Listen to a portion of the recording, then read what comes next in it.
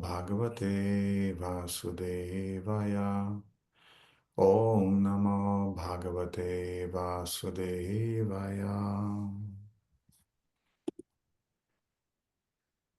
So, dear devotees, we are reading today. We will start from 1:9:19.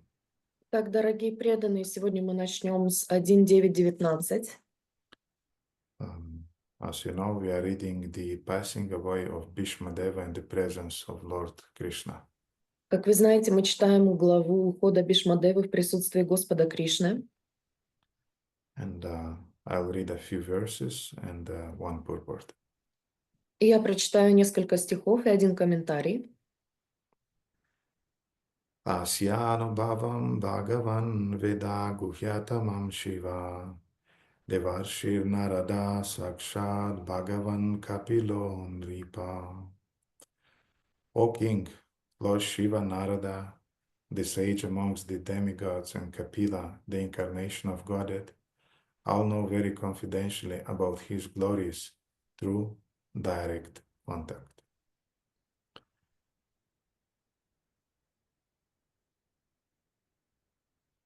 Yeah, I think I'll read that purport. Да, я думаю, что прочитаю этот комментарий. So, purport by His Divine Grace, A.C. Bhaktivedanta Swami Srila Prabhupada. Pure devotees of the Lord are all Buddhas, or persons who know the glories of the Lord in different transcendental loving services. As the Lord has innumerable expansions of His plenary form, there are innumerable pure devotees of the Lord who are engaged in the exchange of service of different humors. Ordinarily, there are 12 great devotees of Lord, namely Brahma, Narada, Shiva, Kumara, Kapila, Manu, Prahlad, Bhishma, Janaka, Shukadeva Goswami, Bali Maharaj, and Yamaraj. Bhīṣmadeva, although one of them, has mentioned only 3 important names of the 12 who know the glories of the Lord. Srila Vishwanatha Chakravarti Thakur, one of the great acharyas in the modern age, explains that Anubhava, or the glory of the Lord, is first appreciated by the devotees in ecstasy, manifesting the symptoms of perspiring, trembling, weeping, bodily eruptions, etc., which are further enhanced by steady understanding of the glories of the Lord. Such different understanding of bhavas are exchanged between Yashoda and the Lord, binding the Lord by ropes, and in the chariot driving by the Lord in the exchange of love with Arjuna. These glories of the Lord are exhibited in his being subordinated before his devotees, and that is another feature of the glories of the Lord. Shukadeva Goswami and the Kumaras, although situated in the transcendental position, became converted by another feature of bhava and turned into pure devotees of the Lord. Tribulations imposed upon the devotees by the Lord constitute another exchange of transcendental bhava between the Lord and the devotees. I'll repeat that phrase, that's an important one. Я повторю эту фразу, она важная. Tribulations imposed upon the devotees by the Lord constitute another exchange of transcendental bhava between the Lord and the devotees. Трудности, которые Господь посылает своим преданным, представляют собой еще один вид обмена трансцендентной бхавой между Господом и преданными. The Lord says, I put my devotees into difficulty, and thus the devotees become more purified in exchanging transcendental bhava with me. Placing the devotee into material troubles means delivering him from the illusory material relations. The material relations are based on reciprocation of material enjoyment, which depends mainly on material resources. Therefore, when material resources are withdrawn by the Lord, the devotee is 10% attracted toward the transcendental loving service of the Lord. Thus, the Lord snatched the fallen souls from the mirror of material existence. Tribulations offered by the Lord to his devotee are different from the tribulations resulting from vicious actions. All these glories of the Lord are especially known to the great Mahajanas like Bhima, Shiva, Narada, Kapila, Kumara, and Bhishma, as mentioned above, and one is able to grasp it by their grace. Next verse, 20th. Yamanyashe matuleyam priyam mitram suhritamam akarod shachivam dutam sohrad atta sharitam. O king, that personality whom out of ignorance only you thought to be your maternal cousin, your very dear friend, well-wisher, counselor, messenger, benefactor, etc., is that very personality of Godhead, Sri Krishna. And verse 21. Sarvatmana samadrisho hyadvayaya sanankrite tat kritam mati vaishamyam niravadasya na kvachit. Being the absolute personality of Godhead, he is present in everyone's heart. He is equally kind to everyone, and he is free from the false ego of differentiation. Therefore, whatever he does is free from the material inebriety. He is equibalanced.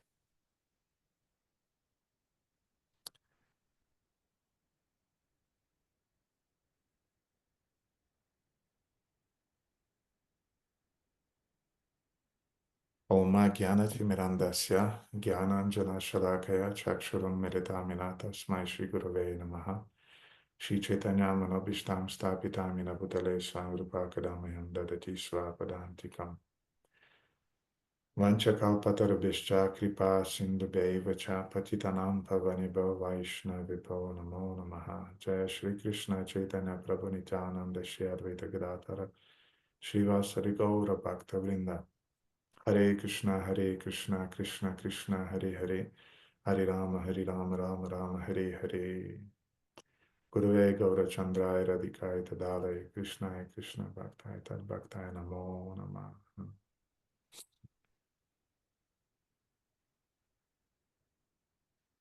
All the three verses that we read today are essential to understand in the context in which Bhīṣmadeva, in a saintly way, is trying to guide his nephew, Maharaja Yudhishthira.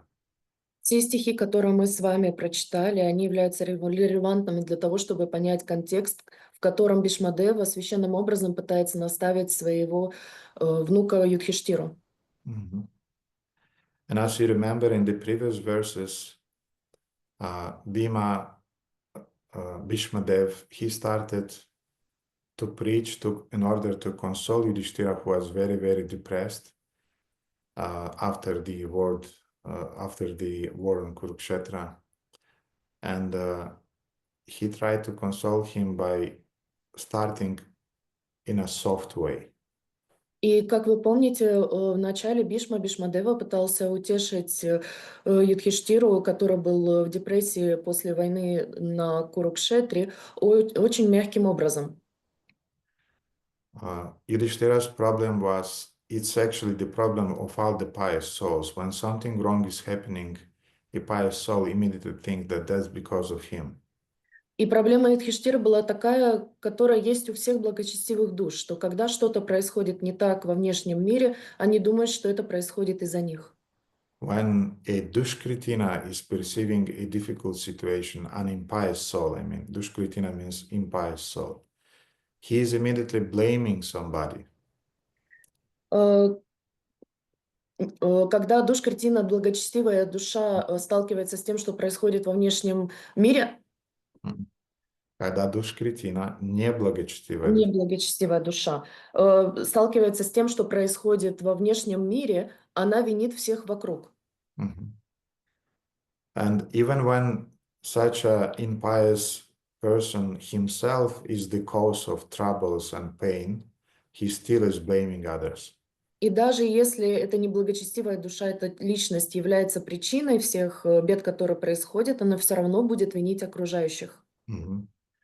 So Yudhishthira was feeling that he is the cause of all the distress that now are felt by the widows and by the kids who lost their fathers and widows who lost their husbands. Таким образом, Юдхиштира считал своей ответственностью то, что сиротами остались дети, которые любили своих отцов, и жены остались вдовами. Mhm. And Krishna brought Yudhishthira to Bhīṣmadeva. И Кришна отправил Юдхиштиру к Бhīṣmadеве. Mhm. Bhīṣmadeva was very, very happy to see his grandsons and to see the Supreme Lord also. Бhīṣmadeva был очень рад видеть своих внуков и Верховного Господа. He could not pay his obeisances because his body was completely pierced by the arrows, actually arrows even of Yudhishthira. И Бhīṣmadeva был очень рад видеть своих внуков и Верховного Господа, но он не мог предложить им свои поклоны, потому что все его тело было пронизано стрелами. И, кстати, некоторые из этих стрел были стрелами Юдхиштира. Mhm. And I heard that he hardly could move even his fingers because even his fingers were cut by the arrows. И он едва мог двигать даже своими пальцами, потому что даже его пальцы были пронизаны этими стрелами. So he had only his eyes and his mouth. He could speak and he could transmit everything he feels by his eyes. Поэтому в его распоряжении были только глаза и рот. Он мог говорить, и он мог выражать свои чувства глазами. Mhm. And to console Yudhishthira, Bhīṣmadeva started to preach as we are saying nowadays, in a outreach way. It's a kind of like very soft outreach manner. И для того, чтобы утешить Юдхиштиру, Бhīṣmadeva начал проповедовать ему очень мягким образом, как мы говорим сейчас, для широкой публики или outreach. Mhm. And first, Bhīṣmadeva explained to Yudhishthira the mystery of Kala, time. И сначала Бhīṣmadeva объяснил Юдхиштире тайну Кала, времени. And Kala time is identical with the Supreme Lord. И Кала время, оно является идентичным Верховной Личности Господа. Krishna is saying directly in Bhagavad Gita, Kalosmi, that I am time that is devouring the whole universe. Кришна говорит в Бхагавад-гите, что я являюсь временем, которое покрывает всю Вселенную. And Srila Prabhupada is giving a brilliant definition of Kala time.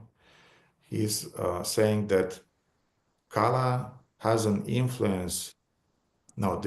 He's saying that the influence of Kala indicates the inexplicable plan of the Supreme Lord Himself.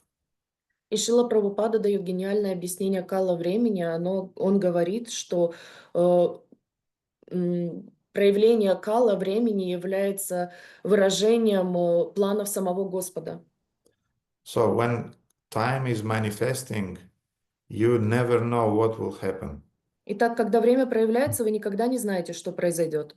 And we feel how time is moving and how sometimes we are not able to move in the same pace with the time. Иногда мы чувствуем, как время движется, и мы не можем держать шаг и двигаться одновременно с этим временем. And sometimes the time is moving so fast that you really don't understand what will happen in the future. И иногда время движется настолько быстро, что вы даже не понимаете, что произойдет в будущем. But we as devotees, we understand that time is moving according to the Lord's plan. Но мы, как преданные, знаем, что время двигается в соответствии с волей Господа. And this concept is also described in Srimad Bhagavatam in the terms of Daiva Netrana, and we spoke about that last Friday. И в Шримад Бхагаватам это описано в рамках Дайва Нетрина, о чем мы говорили с вами в прошлую пятницу. Daiva Netrana means the mysterious cause that is behind everything. Дайва Нетрина означает мистическая причина, которая находится за всем. Which is obviously it's the Supreme Lord. Которая, само собой, является Верховным Господом. But people who are in ignorance, they don't understand this point.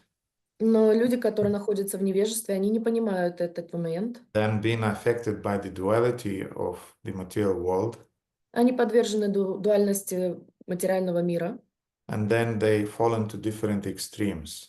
И они впадают в разные крайности. So the first extreme is to feel himself a hero И первая крайность — это чувствовать себя героем, when he is trying to fight with the time uh, and to counteract the effects of the inevitable time. и когда он пытается сражаться со временем и пытается устранить эффекты, которые происходят естественным образом благодаря влиянию этого времени. Mhm. And we know woman heroes or heroines are trying to fight with the time, and men heroes are trying to fight with the time. И мы знаем, что женщины-героини, они стараются сражаться со временем, и мужчины-герои также стараются сражаться со временем. Mhm. When women are in this mood of heroines, they're trying to fight with the time by making different plastic surgeries to counteract the influence of the time or the old age. Когда женщины-героини стараются сражаться со временем, они делают различные пластические операции для того, чтобы замедлить влияние времени. They're coloring their hairs and things like that. Они красят свои волосы и тому подобное. And the men are doing the same, trying to do the same thing. И мужчины, они стараются делать то же самое. They are doing a lot of exercise to maintain their bodies. Они много занимаются, упражнений делают, чтобы поддерживать свое тело. Mhm. They're trying to avoid foods that is not conducive to a healthy body. Они стараются избегать еды, которая не приводит к здоровому телу. Mhm. But in the final end, everybody is losing that battle. Но в конечном итоге все проигрывают эту битву.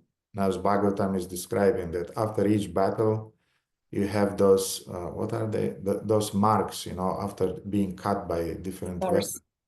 Scars, yes. И в Шримад Бхагаватам говорится, что после каждой битвы или войны у тебя остаются определенные шрамы. And the scars are the riddles that we have on our faces. И этими шрамами являются наши морщины на лице. The gray hairs that we have on our heads. Седые волосы, которые появляются на нашей голове. So this is one mood to fight the time and to put things in order. Это один способ для того, чтобы бороться со временем и организовать вещи, поставить их в порядок. If you have a house, you always are fighting the time. Если у вас есть дом, то вы все время сражаетесь со временем. Before coming to Bucharest, we were living in a house in a village. До того, как приехать в Бухарест, мы жили в доме в деревне. And all the time something is getting broken. И все время что-то ломается. And everything I was doing, I was just fixing things and trying to improve them a little bit. But mainly 80% it was to fix things. И обычно я либо чинил вещи, либо старался что-то привести в порядок. Но 80% своего времени я просто чинил вещи. Okay, and then we have, when you get tired of fixing things and putting things in order, Но когда вы устаете чинить вещи и приводить все в порядок, then we fall into another extreme, which is called the extreme of the mentality of an innocent victim. и тогда мы впадаем в другую крайность умонастроения невинной жертвы. And we surrender to the fate. И мы предаемся судьбе. We surrender to the stars. Мы предаемся звездам. But we surrender in a negative way. That's the point. Devotees are also surrendering to Daiva Netrana, but they're doing that in a positive way. But materialistic people or the people in mode of ignorance, they are also surrendering, but they are surrendering in a negative way. И преданные, они точно так же предаются, они производят дайва нетрана, то есть они предаются позитивным образом, а люди из материального мира, карми, они тоже это делают, но они это делают негативным образом. And then in that mood of innocent victim, we are saying, what can I do? I cannot control my life, so Daiva Netrana, it's happening because the stars want it. И тогда в этом умонастроении невинной жертвы мы возносим руки к небу и говорим: Дайва Нетрана, что я могу сделать? Я бессилен. And thus this victim mentality takes the form of either biological determinism. И тогда это приходит в форму биологического детерминизма. That's my genes, what can I do? My genes. Мои гены. Это мои гены, что я могу с этим поделать? Or social determinism. I was born in this country, I was born in that family, what can I do? Или социальный детерминизм. Я был рожден в этой стране, в этой семье, что я могу с этим поделать? Or, for example, astrological determinism. This is my, what do you say in English? It's my sign, astrological sign. What can you do? Или это астрологический детерминизм, когда это мой астрологический знак, вот такой у меня зодиакальный знак, что я могу с этим поделать? And recently I discovered another type of determinism. И я недавно открыл новый тип детерминизма. There are two phases of that determinism.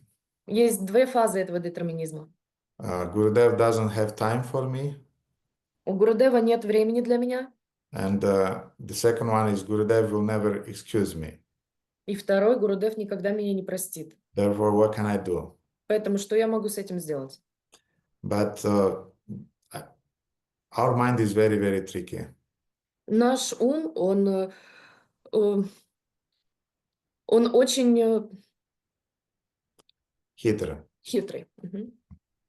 And he's always trying to find some shortcut here and that, but just to remain complacent and to put away the responsibility on some other things. И он всегда пытается сократить путь, и он всегда пытается сделать вещи так, как они будут подходить ему.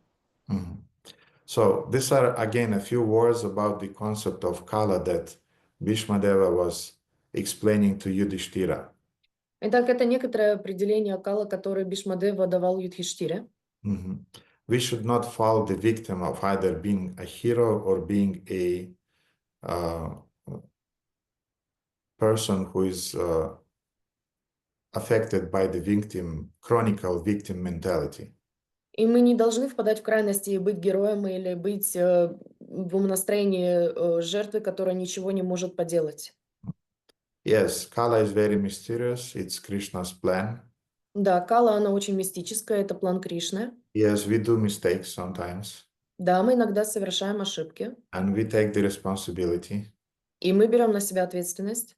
Param Gurudev often is speaking with his disciples that when you are doing mistakes, then you take the responsibility and you suffer the consequences.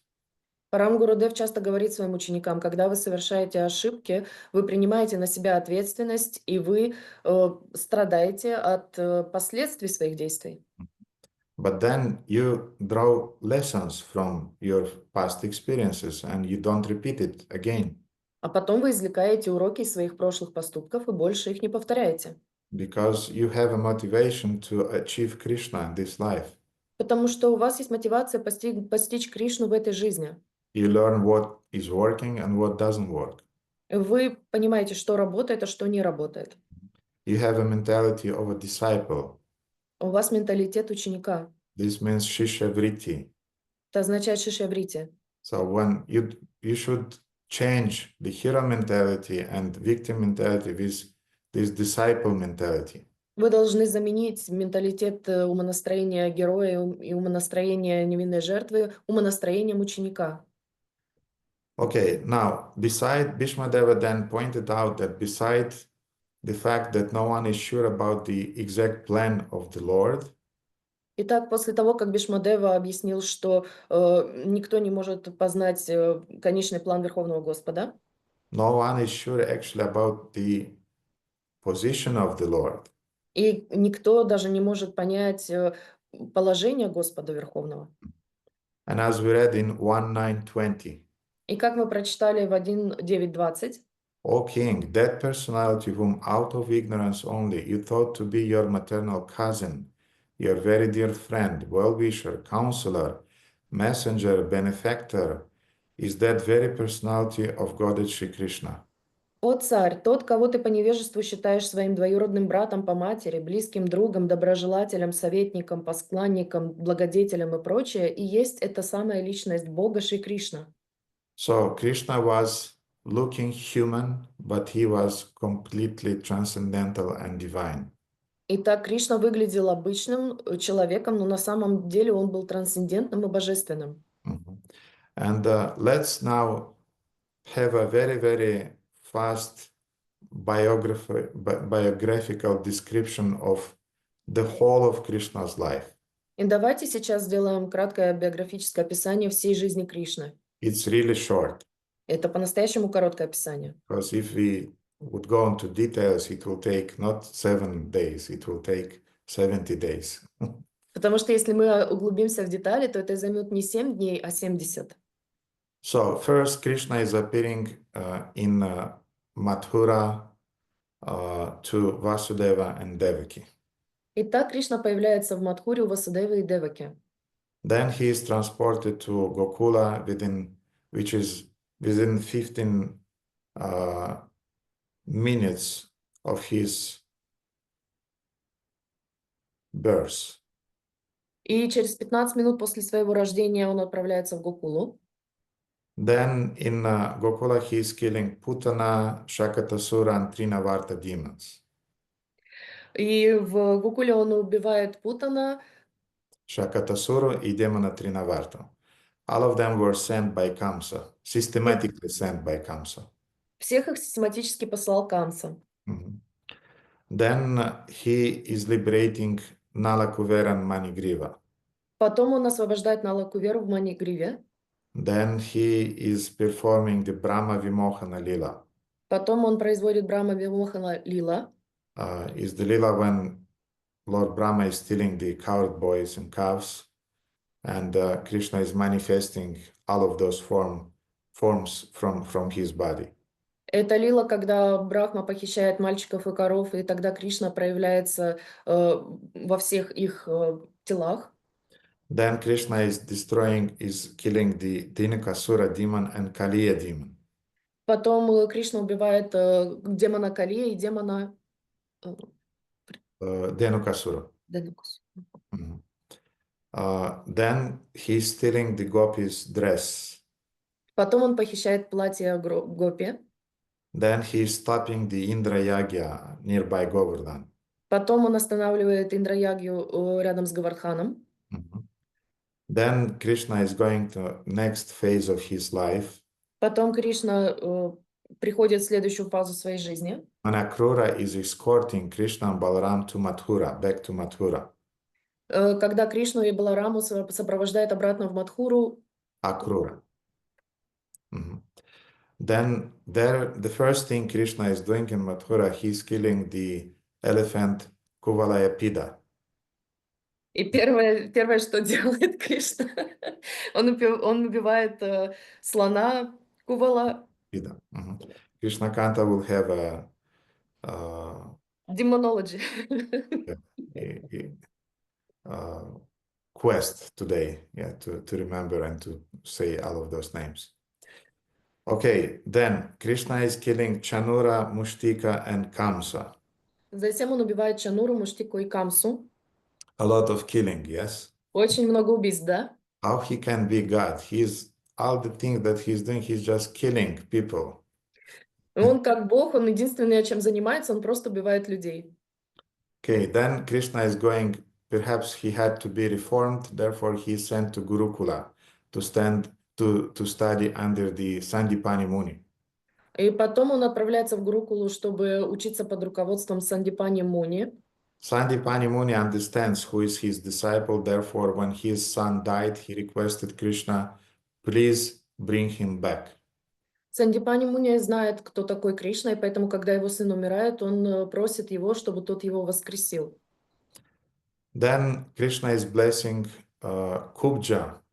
Затем Кришна благословляет Кубджу. What was her name? Trivakra, I think. Trivakra means she was bent in the 3 places. Ее имя было Тривакра, что означает, что она была изогнута в 3 местах. And Krishna stretched her. И Кришна ее выпрямил. Symbolically, we are very crooked in the material world, and the process of sadhana is the process of stretching. Обычно мы в материальном мире очень скрючены, и нашим способом выпрямления является садхана. Mhm. Then when Mathura was attacked by Jarasandha and Kalayavana, Krishna runs away from Mathura. И потом, Затем, когда Матхура была подвержена атаке со стороны Джарасанди и со стороны Калаяваны, Кришна покидает Матхуру. And then Krishna moves to Dwaraka Кришна приезжает в Двараку along with his associates. вместе со своими спутниками. Then Krishna he marries 7 main queens of Dwaraka. Затем Кришна женится на 7 главных царицах Двараки. Then he is killing Baumasura. Затем убивает Баумасуру. And then he marries 16,000 wives. И он женится на 16 тысячах жен. And he's providing a palace for each of them. И каждой из них он дарит дворец. And simultaneously he's living with each one of them. И одновременно живет с каждой из них. And each one of them is happy. И каждая из них счастлива. That's Krishna. Вот такой он Кришна. Now, later Yudhishthira is building his capital in Indraprastha. И потом, позже, Юдхиштира строит свою столицу в Индрапраштхе. Then Arjuna, Bhima, and Krishna, they're killing Jarasandha. Потом Джарасанду убивают Арджуна, Кришна и Бишма. Each one of these bullet points can be again described in details with many beautiful and wonderful descriptions. И опять же, каждая из этих основных точек пути Кришны, она может быть описана в огромных, красивых, невероятных деталях. Then Yudhishthira is organizing the Rajasuya Yagya. Потом Юдхиштира организует Раджасурья Ягью. And during that Rajasuya Yagya, that was the main, very important aspect of that Rajasuya Yagya. They had to choose the most influential, the most wise, and the most important personality that is living on the globe nowadays. И во время этой Раджасурья Яги они должны были избрать самого мудрого, самого влиятельного, самого почтенного человека, который живет сейчас на всей планете.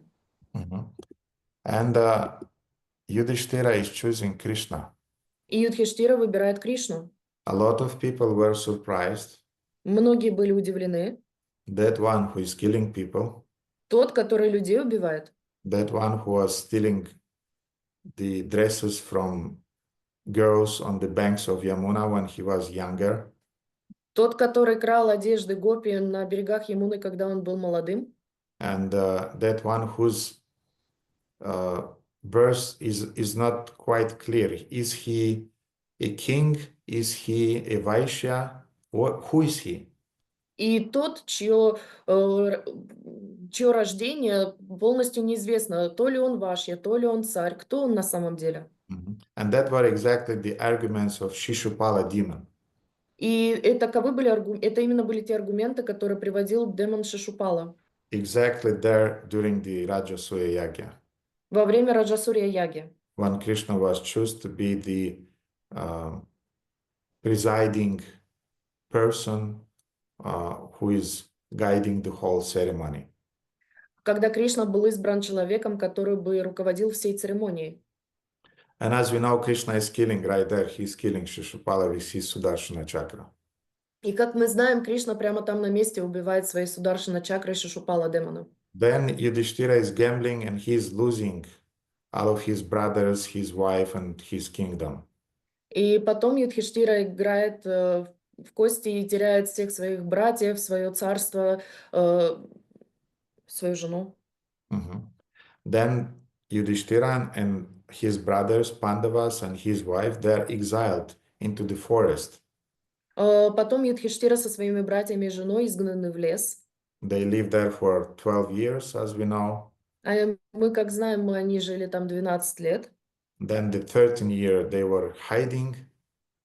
На 13-м году они прятались. And then they came and they said, now you have to give us back the kingdom. This was the deal.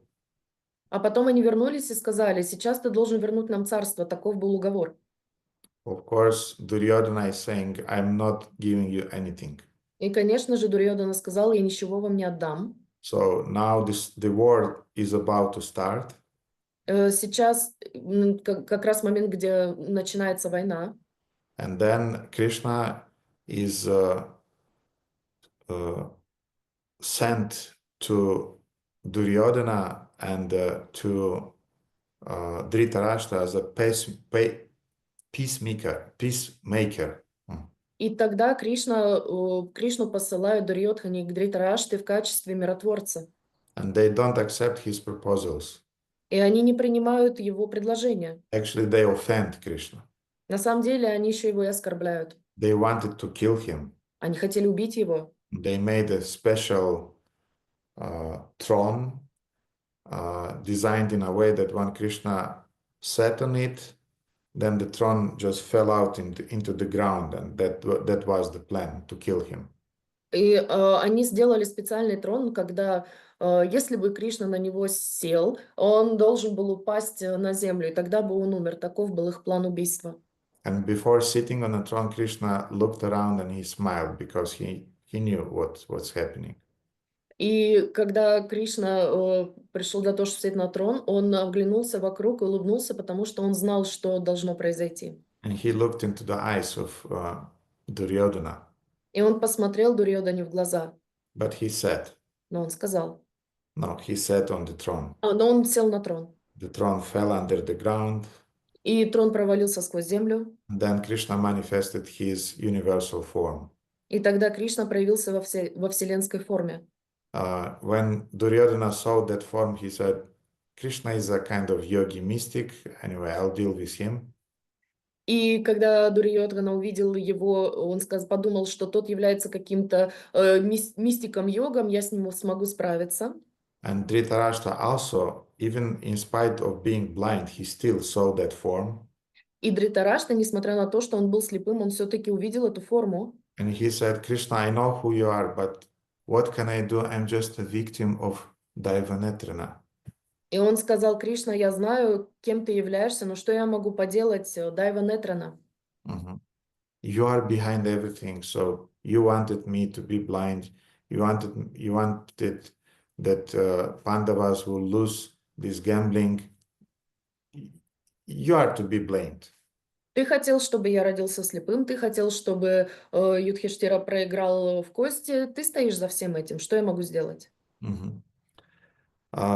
Then the war starts. Потом начинается война. Krishna is speaking Bhagavad Gita to Arjuna and to all of us. Кришна рассказывает Бхагавад-гиту Арджуне и всем нам. Then Duryodhana is smashed by Bhima. Дурьёдану сокрушает Бима. In a club fighting. В войнах на палицах. And then Balarama is arriving to Kurukshetra after he is traveling on a pilgrimage through all different holy places around. Потом Баларама приезжает на Курукшетру после своего паломничества по святым местам в округе. And to surprise of everybody, Balaram is a kind of like attached to Duryodhana because Duryodhana was his disciple. И к удивлению, к всеобщему удивлению, он проявляет свою привязанность к Дурьёдхане, потому что тот являлся его учеником. And Krishna had to pacify Balarama and to justify his killing by Bhima because Balaram wanted to kill Bhima. И Кришна успокаивает Балараму, объясняя ему, почему должен был умереть Дурьёдхана, потому что Баларама хотел убить Бхиму. And then it's already hell. Everything that's happening is already hell for the Pandavas. Все, что происходит, уже является адом для пандавов. And then on the top of that, I mean, like Krishna is testing us. He's not testing 100%. He's testing us 108% usually. И помимо всего этого, Кришна, он не испытывает нас на все 100%. Кришна испытывает нас на все 108%. After that, the 5 sons of Draupadi are massacred by Ashwatthama when they were sleeping. И когда 5 сыновей пандавов были убиты Ашватамой, пока те спали, so you can imagine that Yudhishthira has a reason to be depressed. то есть вы понимаете, что у Юдхиштхиры были причины, по которым он был в депрессии. Mhm. So now we are exactly studying the moment when Bhīṣmadeva is consoling Yudhishthira in that depressed state. Итак, мы сейчас с вами изучаем момент, когда Бhīṣmadeva утешал Юдхиштхиру, который был в подавленном состоянии. And the operation went well because Yudhishthira became the emperor. И процесс закончился благополучно, потому что Юдхиштхира стал императором. He is ruling for the next 37 years. Он правит последующие 37 лет. But then the Yadavas or Krishna's family, they're exterminated also in a kind of like very mysterious way. They got drunk and they killed each other. Но потом Ядовы и семья Кришны, они мистическим образом также испарились, они все напились и перебили друг друга. Mhm. And then Dwaraka, Krishna's city, is going under the water. И потом Дварака, город Кришны, уходит под воду. Then Krishna is going out of the earth. Потом Кришна покидает землю. And the Pandavas at that moment said, enough is enough. We are leaving this world. И тогда пандавы сказали, все, это последняя капля, и они тоже покидают этот мир. No reason to live because Krishna is not there anymore. Нет причины, по которой стоит жить, потому что Кришны здесь больше нет. Mhm. So even Krishna's life was difficult. Поэтому даже жизнь Кришны была трудной. Sometimes we are complaining about our childhood traumas. Иногда мы жалуемся на свои травмы детские. Can you imagine every day a few demons were sent to kill you? If each day a few demons were sent to kill you, what traumatic experience would be there? А теперь представьте себе, если бы каждый день посылались к вам несколько демонов для того, чтобы убить вас, какая бы травма у вас была в этом случае? But of course, Krishna being the Supreme Personality of Godhead, he remains happy. Krishna, which means that he's Ananda, he's the personification of Ananda. He remains happy and he moves on. Но, несмотря на это, Кришна остается счастливым, потому что он является Кришна, Ананда, что означает, что он всегда находится в состоянии счастья, потому что он является Верховной Личностью Господа. And now, in spite of this difficult biography that I gave you in a very, very short version, А теперь, несмотря на ту биографию очень сложную, которую я вам дал в очень-очень кратком содержании, there are people, as we read in the purport of Srila Prabhupada, who are called Buddhas. есть люди, которые Шрила Прабхупада в своем комментарии называется Будхас. Buddhas means intelligent people. Буддас означает интеллектуальные люди. Let me find. Yes, Prabhupada, in the very beginning of the 1919, Prabhupada is writing. В самом начале 1.9.19 Прабхупада пишет: The pure devotees of the Lord are all Buddhas or persons who know the glories of the Lord in different transcendental loving services. Все чистые и преданные Господа Бхавы, то есть люди, постигшие величие Господа, занимаясь разными видами трансцендентного любовного служения. So there are not many of them. То есть их немного. But they understand that in spite of this difficult biography, Krishna is the Supreme Personality of Godhead. Но они понимают, что несмотря на всю эту сложную биографию, Кришна является Верховной Личностью Господа. And in spite of direct statements by Vyasa, who was living at that time, historical time, Vyasa said immediately that he's the Supreme Personality of Godhead. And other sages and yogis said, Krishna is the Supreme Personality of Godhead. И несмотря на то, что Вьяса, который жил в те времена, и также другие святые йоги, которые напрямую говорили людям, что Кришна является Верховной Личностью Господа, In spite of that, different people had different perception of Krishna. несмотря на это, разные люди имели различное представление о Кришне. Now, for instance, we have a verse from 10, 12, 11.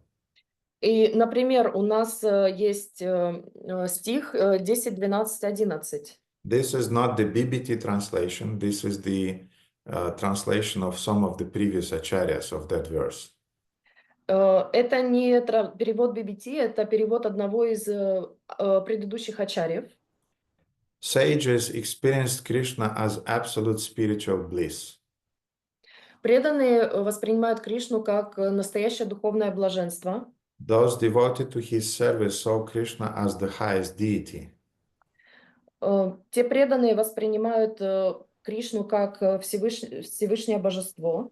Krishna Kanta, didn't I send you these two verses? No, you didn't send me yesterday anything. What? You didn't send me anything. My God. Hare Krishna. It's okay. Wait. You'll need those 10, 12, 11. Я сейчас открою, не переживайте. Не, там другой перевод будет. Ага. I prepared the text, but I did not send it. I'm sorry for that, and I'm sending. I need just a minute. I'm going to my room, and I'm sending it from there, from the computer on my desktop. Okay. So take a break. Make some pranayama, everybody. I'm coming back. Текст был подготовлен, но Гурудев его не прислал, поэтому он сейчас пойдет в комнату и с компьютера его нам вышлет. Вы можете все сейчас сделать паузу, подышать и сделать пранаяму.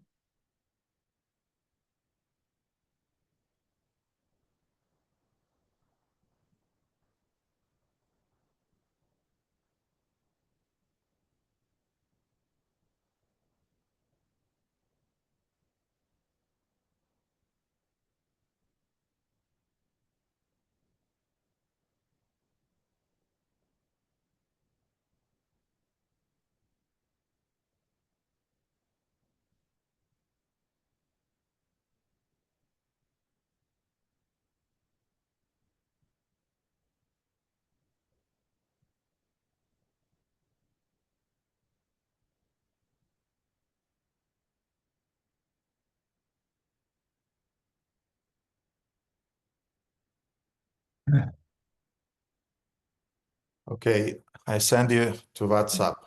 Да-да. And I know whom to blame for that. И я знаю, кого за это можно винить. I'll blame Guru Mata because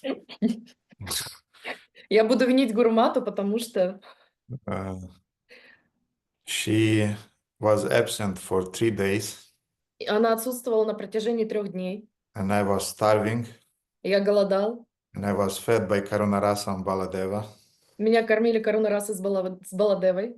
And I was like a kid, without mother. Я был как ребенок, оставленный матерью. And I had to do everything in the house myself. I had to cook. I mean, not to cook, but I had to clean. I had to do everything, and my energy was spent, and no energy remained, to do all the routine details that usually I'm doing. И мне приходилось убираться дома самому, готовить и делать все эти вещи, которые забирали энергию, поэтому я не смог сконцентрироваться на вещах, которые я обычно делаю. And I again appreciate how much our wives are doing. We don't understand. We don't have a clue about how many things they are doing, and we are just enjoying. И я еще раз хочу упомянуть тот момент, что жены для нас делают очень много, и мы этого даже не замечаем, сколько труда они в это вкладывают, а мы просто наслаждаемся. Okay, then so tell 10, 12, 11. Look there. You found it, yes? So sages experience Krishna as absolute spiritual bliss. Святые воспринимали Кришну как совершенное духовное блаженство. Those devoted to his service saw Krishna as the highest deity. Те преданные его служению видели Кришну как верховное божество. Those deep in illusion saw him as an ordinary man. Те, которые были погружены в иллюзию, видели его как обычного человека. And in their youth, those with great piety played with the child Krishna. А те, кто находились в своих молодых годах и имели огромное благочестие, играли с ребенком Кришной. we have another verse which is explaining the same idea. У нас есть другой стих, который объясняет эту же идею. 10:43-17. 10:43-17. The wrestlers saw him as a thunderbolt. Борцы видели его как удар молнии. Men saw him as an excellent man. Мужчины видели его как лучшим из людей. Women saw him as a Cupid incarnate. Женщины видели его как воплощение самого Бога любви. The coward men saw him as one of their own. Пастухи видели в нем своего родственника. His wicked kings saw him as a punisher. Нечестивые цари карателя. His parents saw him as their child. Родители своего сына. The Bodja ruler saw him as a death. Царь Баджей свою смерть. The unwise as a mere ruler. Неразумные люди вселенскую форму. The yogis as the highest category of truth. Йоги абсолютную истину. The Vrishni clan as their highest deity. Вришни Бога, которому они поклонялись. So we can see different people perceived Krishna in different ways according to their piety and spiritual level of realization. И как мы видим, разные люди воспринимали Кришну по-разному, основываясь на своем благочестии и на своем собственном восприятии. And in other words, there were different, or there have always been outsiders and insider views of Krishna's position. Другими словами, всегда находилось внешнее и внутреннее восприятие Кришны. And nowadays, often when, for example, some reporters are writing about something sensational, they're saying, I have some information from insiders. И когда репортеры сейчас докладывают нам какую-то новость, они говорят, что у меня есть сообщение от инсайдеров. And we have this term which is often used, insider and outsider. И мы тоже часто употребляем этот термин инсайдер и аутсайдер. And their perception, their views are quite different. Их восприятие, их взгляды, они довольно разные. Usually the outsider's perspective is a viewpoint of someone who is not from the cycle of what's happening. И точка зрения внешняя, она обычно отличается, потому что у него нет представления тех, кто находится внутри круга этого человека. The outsider is not living in that cycle. Аутсайдер не живет в этом внутреннем круге. Doesn't have the first-hand experience of what's happening. У него нет этого восприятия от первого лица. And then we have the perspective of the insider. И потом у нас есть перспектива инсайдера. It's a person who is living in the cycle or in the place. He knows exactly the circumstances. Это человек, который находится внутри круга или обстоятельств, и он точно знает, что происходит. And he has a first-hand experience of the circumstances. И у него изначальное представление того, что происходит внутри. And he knows the people involved in that circumstances. И он знает людей, которые вовлечены в эти обстоятельства. So in the same way, we have in the Vedas, we have descriptions about Krishna from outsiders. Точно так же в Ведах у нас есть описание Кришны от аутсайдеров. We have descriptions of their perceptions. У нас есть описание их восприятия. And we have descriptions in the Vedas of the insiders. И также есть описание в Ведах инсайдеров, who are called Buddhas, as Prabhupada is calling them. которые называются будхи, как Прабхупада называет их. And Prabhupada is saying there are 12 main Buddhas or 12 Mahajanas. И он говорит, что есть 12 основных Будд или Махаджанов. So the outsiders, they were perceiving Krishna as a kind of like human being with some special abilities. Вы пропали. Я тут. Да. So the outsiders, they were perceiving Krishna as a human being with some special abilities. Итак, аутсайдеры воспринимали Кришну как человеческое существо с определенными Осо- осо- особенностями. с особенными способностями, да. And like I remember Hridananda Maharaj in his Mahabharata seminar, he was explaining Я помню, как Хридананда Махарадж в своем семинаре объяснял, that generally 90% of population who are living during Krishna's time, что 90% населения, которое проживало во времена Кришны, they were perceiving Krishna like a kind of like rock star or movie star. они воспринимали Кришну как рок-звезду или суперзвезду.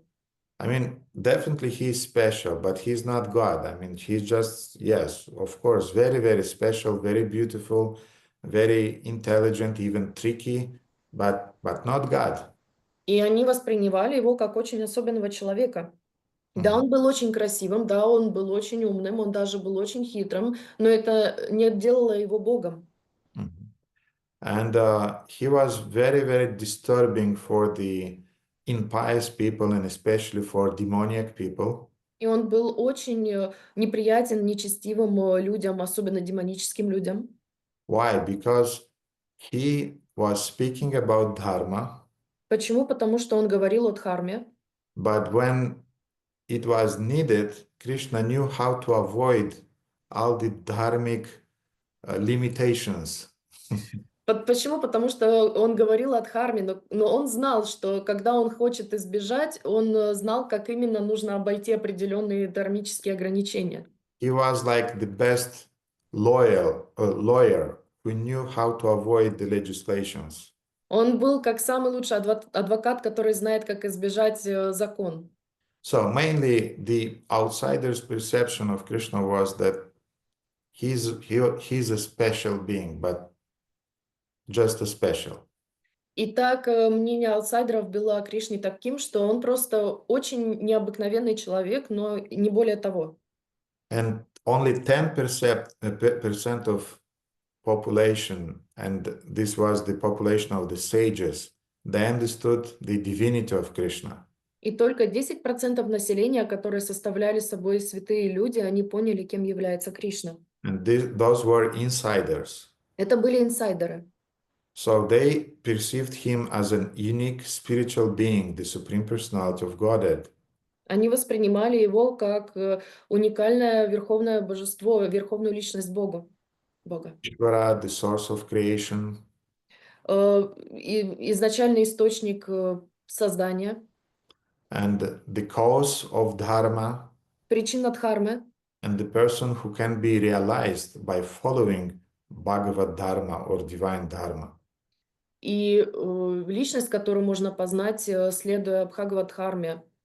And we have a verse from Śrīmad Bhagavatam. Actually, it's two verses, 6, 3, 20, 21.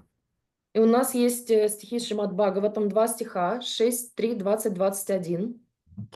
Srila Prabhupada mentioned the first verse that we are going to read in his purport that we read today.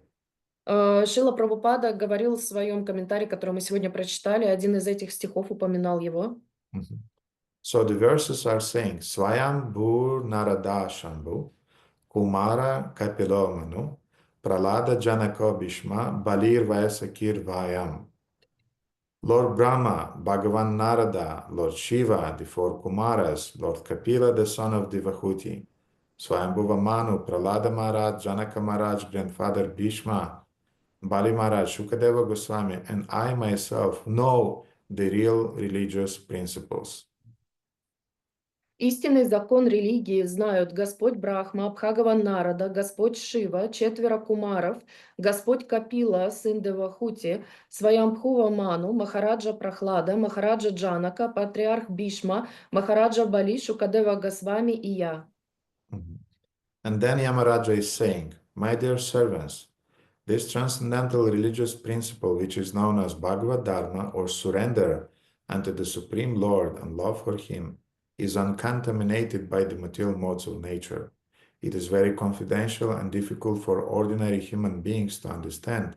But if by chance one fortunately understands it, he is immediately liberated, and thus he returns home back to Godhead.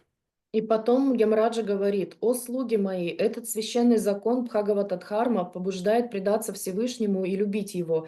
Этот закон не подвластен скверне гун природы, он сокровенен, и его нелегко понять обычным людям, но тот, кому посчастливится проникнуть в его смысл, тотчас обретает освобождение и затем возвращается домой к Богу».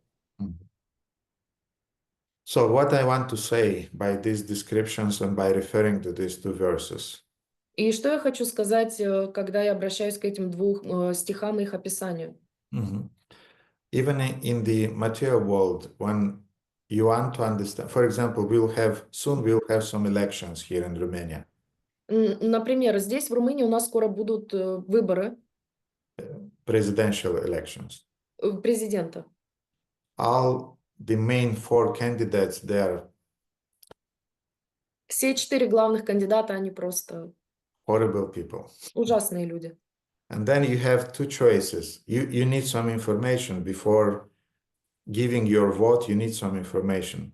Тогда у вас есть два выбора. Перед тем, как сделать какой-то выбор, вам нужно собрать информацию. Again, you have the information from insiders and from outsiders. И опять же, у вас есть информация от инсайдеров и аутсайдеров. Outsiders are talking a lot of trash about each other. Аутсайдеры очень много глупостей, мусора говорят друг о друге. And you have some insiders, rarely, but you have some insiders who are saying, as a person, he's like that. As a manager, he's like that. As a visionary, he's like that. А еще у вас есть инсайдеры, которые говорят, как личность он такой человек, как менеджер он такой человек, а как человек, который видит перспективу, он вот так себя ведет. And then, based on the descriptions from the insiders, you create your decision. You think about to whom you're going to give your vote. А потом, основываясь на восприятии инсайдеров, вы составляете свою картину и вы думаете, кому вы отдаете свой голос. So in the same way, in the universe, we have many sages who are talking about Brahman, about the impersonal absolute truth. И также есть описание множества святых, которые говорили о Брамане, об абсолютной истине. Even sages who are saying that Krishna is the manifestation of that absolute truth, impersonal absolute truth. И даже те, кто говорил, что Кришна является проявлением этой абсолютной истины, и он является ей. There were sages who are saying that he's the manifestation of Mahavishnu, of Paramatma. Были те, которые говорили, что он является проявлением Махавишну, Параматма. And there are few souls who really knew Krishna as it is. И было несколько душ, которые по-настоящему знали Кришну, какой он есть на самом деле. And when we are studying the Vedic literature, we have to be very attentive what the insiders are saying about Krishna, not outsiders. И когда мы изучаем ведическую литературу, мы должны быть очень внимательны на то, что говорят о Кришне инсайдеры, а не аутсайдеры. I think you understand the logic, yes? Because even in material life, when you're accepting somebody into your business, you need some information from insiders who knew that person, who know that person, not just things that he's writing in his CV. И я думаю, что вы понимаете, к чему я клоню, потому что даже в материальном мире, когда вы хотите кого-то пригласить в партнерство, например, по бизнесу, вы будете основываться на том, что говорят о нем люди, которые его знают, а не то, что он написал в своем резюме. And Srila Prabhupada is writing in his purport. И Шрила Прабхупада пишет в своем комментарии. So he is speaking about those Buddhas or persons who knows the glories of Krishna. И он говорит о тех Буддах или бхавах личностях, которые знают верховную личность Господа. And then he is saying, as the Lord has innumerable expansions of his plenary form, there are innumerable pure devotees of the Lord who are engaged in the exchange of service of different humors. И он говорит, что экспансии полной формы Господа бесчисленны, и, соответственно, существуют бесчисленные чистые преданные Господа, обменивающиеся с ним служением в различных расах. Ordinarily, there are 12 great devotees of the Lord. Существует 12 великих преданных Господа. These are the main insiders. Это главные инсайдеры. If you want to understand Dharma, to understand the reality, go to the insiders, don't go to outsiders. They will tell you what's reality about. Если вы хотите по-настоящему понять дхарму, вы идете к инсайдерам, а не аутсайдерам, потому что они расскажут вам, в чем состоит настоящая суть. So these 12 Mahajanas or 12 Buddhas or 12 insiders, Итак, этих 12 махаджан или 12 бхав или 12 инсайдеров, Нибхава Буддас, Прабхупада называет их Буддами, что означает разумные. не бхавы, а Будды. Прабхупада говорит Будды, потому что это означает разумные. And so Brahma, Narada, Shiva, Kumara, Kapila, Manu, Pralada, Bhīṣma, Janaka, Shukadeva, Bali Maharaj, and Yamaraj. Итак, Брахма, Нарада, Шива, Кумара, Капила, Ману, Прохлада, Бишма, Джанака, Шукадева, Госвами, Бали, Махараджа и Ямараджа. Who remembers at least 3-4 names from this list? Кто помнит хотя бы 3-4 имени из этого списка? Okay. Now, who is first in this list? А кто первый в этом списке? Let's say it. Who remembers? I mean, if you have the purport beside in front of you, it's easy. But who remembers? Я хочу сказать, что у вас есть комментарий перед вами. Конечно, это просто, но кто из вас на память помнил об этом? Eu cred că Brahma. Yes, it's Lord Brahma. Да, это Господь Брахма. Mhm. And why Lord Brahma? Because he was from the very beginning. И почему Господь Брахма? Потому что он был там с начала времен. He knows everything about everything. Он знает все обо всем. Mhm. And by the way, we belong to Brahma Madhava Gaudiya Sampradaya. И, кстати, мы относимся к Брахма Мадава Гаудия Сампрадая. Therefore, we are very, very lucky that we understand the reality through the transparent media of Lord Brahma. Поэтому мы очень удачливы, потому что мы воспринимаем эту истину, так сказать, глазами Брамы. So we have an insider in the universe. Итак, у нас есть инсайдер во Вселенной. We have a connection, special connection. Да, у нас есть особая связь. So once Brahma's sons, 4 Kumaras, Итак, однажды сыновья Брамы, 4 Кумара, they came to a point in their life when they wanted to understand the reality. они подошли к моменту своей жизни, когда они хотели понять реальность. And they did not address the Facebook or Instagram or TikTok to understand the reality. И они не обратились к Фейсбуку, Инстаграму или ТикТок для того, чтобы понять эту реальность. They did not read the New York Times or Комсомольская правда to understand the reality. Они не читали Нью-Йорк Таймс или Комсомольскую правду для того, чтобы понять эту реальность. They came to the first insider in the universe. They came to their father. Они пришли к самому первому инсайдеру во Вселенной, они пришли к своему отцу. And for sons, I want to say it's not easy to come to your father to understand, especially when you're in this puberty time and you want to yourself to understand how things are. It's not easy to go to your father for that. И я вам хочу сказать, что это нелегко для сыновей, особенно в пубертатном периоде, когда вы хотите разобраться во всем сами, подойти к отцу. But they were smart, therefore they understand we need a real authority for that.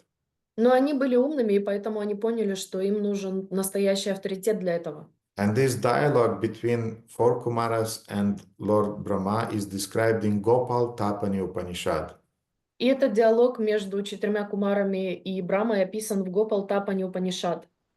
And I want to read a series of verses and I want to discuss them with you. They are very, very beautiful verses.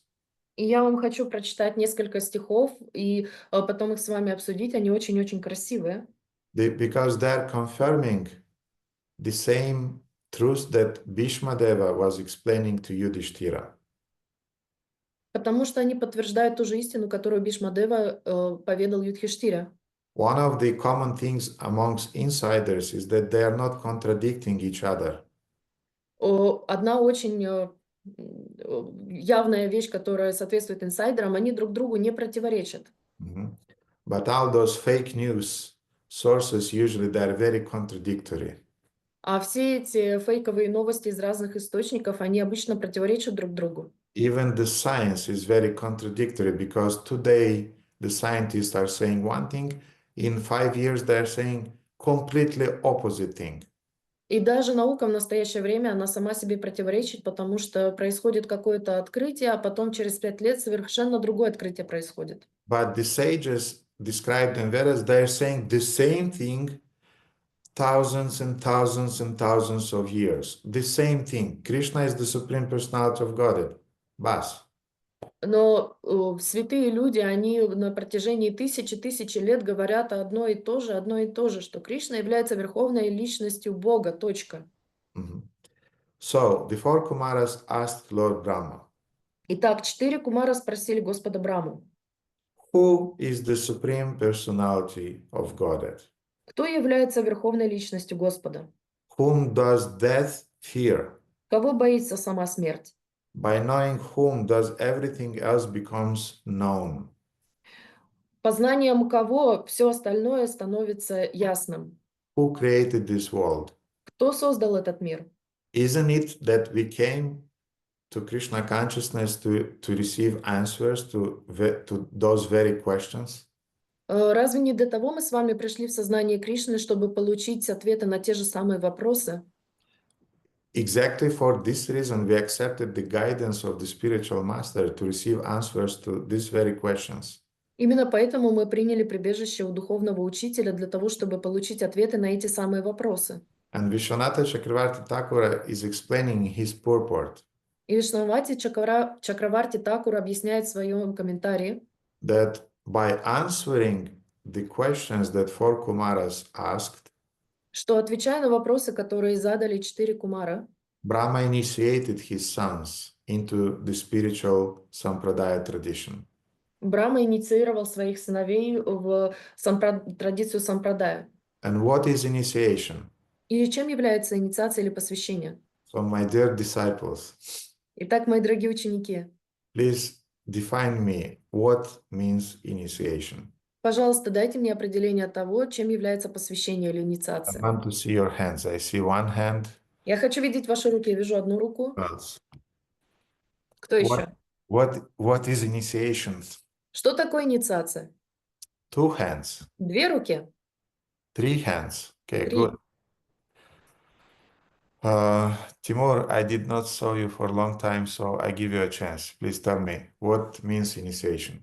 Начало, Тимур, я долгое время тебя не видел. Говорите. начало отношений, Гурудев. То есть начало, инициация, начало отношений. The beginning of relationship with Guru. Yes, that's a good definition of initiation.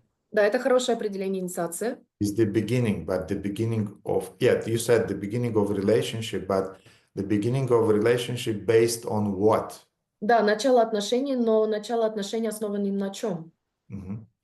Chandramala Mataji? Transcendental knowledge. Трансцендентальное знание.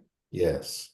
So we have this classical definition of the process of initiation. It's called, which sounds like Divyam Gyanam Yato Datyat Puryat Papasya Shankshayam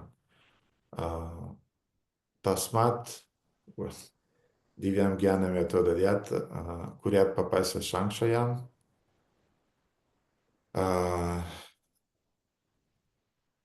Let me check. Yeah, say it again. Tasmat diksheti saprokta deshe kasmin yadha kovidai. Yeah, yatha kovidai, that I was looking for. So the kovida, which means the intelligent persons, they define the process of initiation as this process of transmitting spiritual knowledge. Так интеллектуальные люди говорят о ковида, об инициации как о передаче трансцендентного духовного знания. Divyam Gyanam Tato Dadyat. So, Divya Jnana means transmitting the divine knowledge. Дивьягьянам, что означает передача божественного знания. So, initiation doesn't mean receiving 3 strands of Tulsi Mala on your neck. Инициация не означает получить 3 ряда туласи мала на свою шею. It doesn't mean just to receive a spiritual new name. Не означает просто получить новое духовное имя. Initiation means that these are the external formal aspects of initiation that we need them, of course. Это просто внешние проявления инициации формальной, которые нам нужны, конечно же. But the essence of initiation is transmitting spiritual knowledge and receiving with a grateful heart, receiving and absorbing divine knowledge. Но суть сама — это передача духовного знания, его дарение и также его получение с благодарным сердцем и впитывание полученной информации о божественном знании. The spiritual master is giving you transcendental knowledge and you absorb that knowledge. Духовный учитель дает вам трансцендентное знание, вы впитываете это трансцендентное знание. So in that sense, by replying to those questions, Lord Brahma is initiating his sons, 4 Kumaras. И таким образом, отвечая на эти вопросы, Брахма инициирует своих сыновей 4 кумаров. Now, who remembers what were the questions? Итак, кто из вас помнит, какие были вопросы? What were the questions that 4 Kumaras asked? Какие были вопросы, которые задали 4 кумара? Okay, Primalata. Прималата? Este persoana supremă și cine a făcut această lume. Sau, Okay. da. Кто является верховной личностью Господа и кто создал этот мир? Something else? Что-то еще? Chandramala. Și for? By whom, if we know everything, who creates this universe? Okay, very good. Познавая кого, мы можем познать все и кто создал эту вселенную. Evgenia? И кого боится сама смерть? Yes. And who scares the death itself? Очень хорошо. Спасибо. Thank you. So, Lord Brahma is replying. Итак, Господь Брахма отвечает. He is saying, Krishna vai paramam daivatam. Krishna is the supreme personality of Godhead. Кришна является верховной личностью Господа. So it's an information from an insider. То есть это информация от инсайдера. Very short and up to the point. Очень коротко и по существу. Krishna vai, which means that Krishna, paramam supreme daivatam, the supreme Godhead. Кришна, Вай, означает тот, который, Парамам, верховная, Дайватам, личность. Then, Govindan mrityur bibhiti, which means death fears Govinda. Что означает смерть боится Говинды. As Evgenia mentioned, that whom death is afraid, even death is afraid whom. Как сказала Евгения, кого боится сама смерть? And Lord Brahma again is saying, death is afraid of Govinda. И снова Господь Брахма отвечает, смерть боится Говинды. Then, by understanding Gopi Jana Vallabha, everything becomes known. И затем он говорит, понимание Гопи Джанавалабха, все становится ясным. Gopi Jana Vallabha means the Lord of the Gopis. Гопи Джанавалабха означает Господь Гопи. And why you understand everything? И почему вы понимаете все? Because the Gopi are manifesting the highest degrees of surrender and love towards Krishna. Потому что Гопи проявляют высшую степень предания и любви к Верховному Господу. And another question was how the world was created. И другой вопрос был, как был создан мир. By pronouncing the word Swaha, the personality of God created the world. Произношением слова «сваха» Верховная Личность Господа создала этот мир. Swaha means sacrificing. Сваха означает жертва, пожертвование. So the Lord sacrificed himself to create the universe. Итак, Господь пожертвовал самим собой для того, чтобы создать эту вселенную. It's a long topic. I'm not going into that now. Это длинная тема, я не буду сейчас в нее углубляться. But the Vishvarupa, the universal form, is actually the form which the Lord is sacrificing to create the universe. Но Вишварупа является вселенской формой, которую принимает Господь для того, чтобы пожертвовать собой ради создания вселенной. So the four Kumaras, being jigyasu, being very thirsty for knowledge, they did not stop there. А кумары, будучи очень жадными до знания, у них была жажда этого знания, они не остановились на этом вопросе. I'm sure all of you, when you came to Krishna consciousness and you put the first series of questions, who created the world, who is the Supreme Personality of Godhead, you received the answers. Я думаю, что все вы, когда пришли в сознание Кришны и задали первую серию своих вопросов, кто создал Вселенную, кто является Верховной Личностью Бога, вы получили ответы. You received the answers that Krishna is the Supreme Personality of Godhead, he created the universe. О том, что Кришна является Верховной Личностью Бога, и Он создал Вселенную. And I remember that my next series of questions were, so what now? What should I do now? I understand that he is the Supreme Personality of Godhead. I am a soul, I am a servant, and what now? И я помню свою серию вопросов после этих, получения ответа на эти вопросы. И что теперь? Хорошо, Кришна — Верховная Личность Бога, я Его слуга. Дальше что делать? And devotees immediately told me, follow the four regulative principles rigidly, and you should chant minimum 16 rounds. И преданные сразу же мне объяснили, что нужно соблюдать 4 регулирующих принципа и воспевать минимум 16 кругов в день. Mm-hmm. But then again, the question came, okay, but who is Krishna, I mean, as a personality? А потом снова появились вопросы. Хорошо, а кто такой Кришна как личность? And I heard the words Vrindavan and Mayapur, and I started to ask, what is this Vrindavan? What is this Mayapur? И я слышал слова как Майяпур, Вриндаван, и я начал думать, что за Майяпур, что за Вриндаван? The word prasadam, I understood immediately what does it mean. Слово просадом я сразу же понял, что это означает. So the four Kumaras in the same way, they wanted more details. Точно так же и кумары, 4 кумары, они хотели получить детали. And they are asking the next series of questions. И они задают следующую серию вопросов. Who is that Krishna? Who is Govinda? Who is Gopijana Vallabha? What is Swaha? Кто такой Кришна? Кто такой Говинда? Кто такой Гопи Джанавалабха? Что такое Сваха? And Lord Brahma is giving the best answers to these questions. И Господь Брахма дает лучшие ответы на эти вопросы. He is saying, Papa Karshano Go Bhumi Veda Vidito Gopijana Vidya Kala Prekastan Maya Chuti Sakalam Param Brahmaya Vatat. Krishna means he who delivers from sin. Кришна означает тот, кто освобождает от всех грехов. Krishi Bhuvachako Shabdos Nashchani Vritivachaka. Tayora Ikya Param Brahma Krishna Itya Vidyate. This is another definition from, I think it's from Mahabharata. Это еще одно определение, я думаю, что оно из Махабхараты. There are many explanations of the name Krishna. Есть очень много толкований имени Кришна.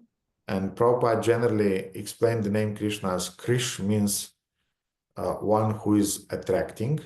И Прабхупада объясняет это слово Криш, то означает, что привлекает. He is all attractive. Он является всепривлекающим. You may love him, you may hate him, Вы можете его любить или ненавидеть, but you speak about him но вы будете говорить о нем in one form or another. в одной или в другой форме. You either praise God or you hate God, but you are speaking, your thoughts are anyway, are going around him. Вы можете восхвалять Господа, можете его ненавидеть, но все ваши мысли будут крутиться вокруг него. And Na means one who is bestowing ananda. He's attracting and then bestowing ananda, bliss.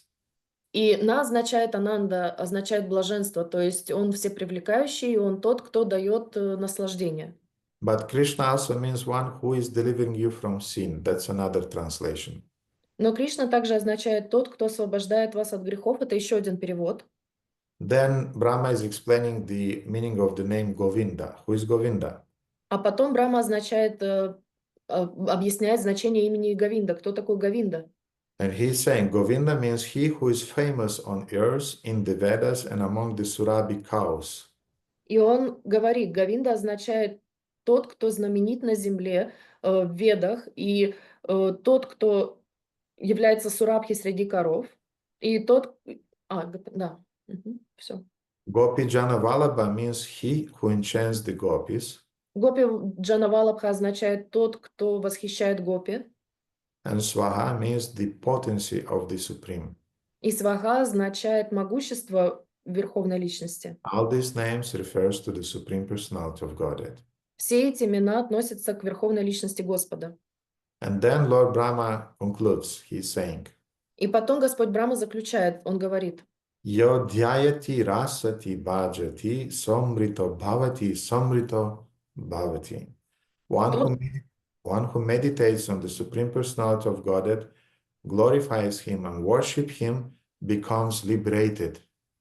тот, кто медитирует на Верховную Личность Господа, восхваляет Его и поклоняется Ему, становится освобожденным. He becomes liberated from the cycle of birth and death and attains eternal association with Lord Krishna. Он освобождается от цикла рождения и смерти и достигает вечного общения с Господом Кришной. Then Gopal Tapanya Upanishad is describing a whole series of verses И потом Гопал Тапани Упанишад дает целую серию стихов, in which Lord Brahma is describing how Krishna is the source of spiritual knowledge. где объясняется, как Господь Кришна является источником всех знаний. That even the most powerful demigods cannot approach him.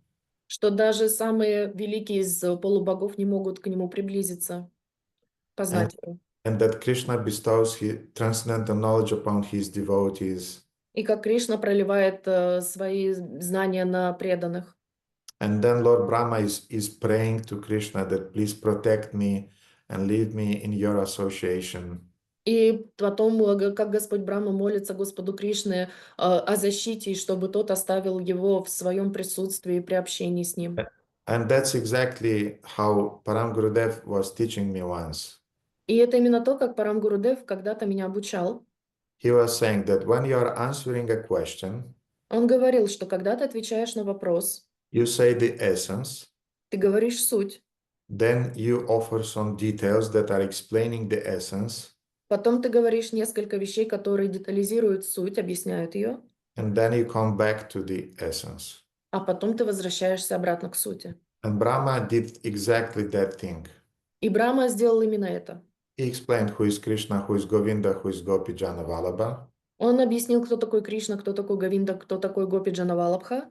Then in a series of verses, it were maybe, I don't remember exactly, but it were around at least 15 verses, Brahma offered different details.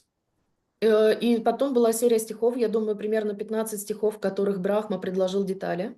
With beautiful prayers. С очень красивыми молитвами. I already for many years I have in my mind an idea to give a seminar on Gopal Tapani Upanishad, and I think it's coming. I just need to understand where I'll give it, because during the festivals it's not possible to give such an elaborated seminar, because during the festivals you are limited with this 1.5 hour. You cannot say anything during the 1.5 hour, especially if you have a translation. Forget it. Я уже долго размышлял над тем, чтобы дать семинар по Гопи Тапани Упанишад, и я думаю, что этот момент скоро настанет. Единственное, что я думаю, где бы этот семинар провести, потому что это будет довольно обширная тема, и ты не можешь ее вместить в рамки фестиваля, потому что там ты ограничен во времени часом-полтора, а если у тебя есть еще перевод, то все, тема не раскрыта совсем. And maybe one of the good opportunities will be our morning programs here. И, возможно, хорошей возможностью для этого будет вот эти наши утренние программы по пятницам. So now it will be just a spoiler, То есть сейчас вы получили спойлер, and then we'll see when the time will come, we'll speak about it here. а потом, когда придет время, мы будем с вами об этом здесь разговаривать. So then Brahma is concluding. Итак, Брахма заключает. He is saying, Tasmat Krishna eva paro devasta dhyayet tam rasetan bhajet tam yajet iti om tat sad iti.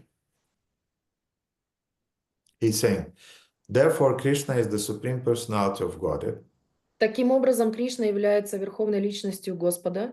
One should meditate upon him. Вы должны медитировать на него, One should glorify him, восхвалять его, serve him and worship him. служить ему и поклоняться ему. Om Tat Sat, Ом Тат Сат. which means is the final stamp, so nothing to discuss anymore. Что означает конечный штамп, печать, что больше здесь обсуждать нечего. But Но just to confirm to his sons what he said для того, чтобы еще раз подтвердить то, что он сказал своим сыновьям только что, in the second chapter of Gopal Tapani Upanishad, во второй главе Гопал Тапани Упанишад, Lord Brahma is telling a short story. лорд Брахма рассказывает короткую историю. And I'll read those verses that are describing this story. Again, it will be a spoiler. When we'll have the seminar, we'll go into details, now just superficially. И я прочитаю стихи, которые рассказывают эту историю. Опять же, это будет спойлер, и потом мы с вами обсудим, когда у нас будет семинар.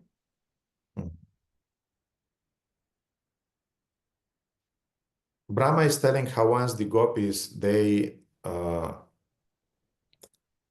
after they had passed the entire night with Krishna, the passionate girls of Raja spoke to the coward boy Krishna, who is the Supreme Personality of Godhead, and he also spoke with them. Однажды после того, как гопи, они провели всю ночь вместе с ним, страстные девочки в Радже говорили с пастушком Кришной, который является верховной личностью Господа, и он также разговаривал с ними. I heard different versions of this moment. Я слышал разные версии этого момента, That they were carrying some milk products. Что они несли какие-то молочные продукты. And they wanted to give them in charity. Они хотели их пожертвовать. Of course, Krishna is Mankanchor, he is eating a lot. Конечно, Кришна ест очень много. But this time Krishna was encouraging them that you should also give some of those milk sweets in charity. Но в этот раз он их поддерживал, что да, вы должны пожертвовать эти молочные продукты. And it's ideally if you are giving in charity to the brahmanas. И идеально, если вы делаете пожертвования браманам. And the gopis asked, to what brahmana should charity be given? И гопи спросили, каким браманам следует давать пожертвования. And Gopal Tapani Upanishad in this sutric way is answering, Durvasiti. To Durvasa you have to give.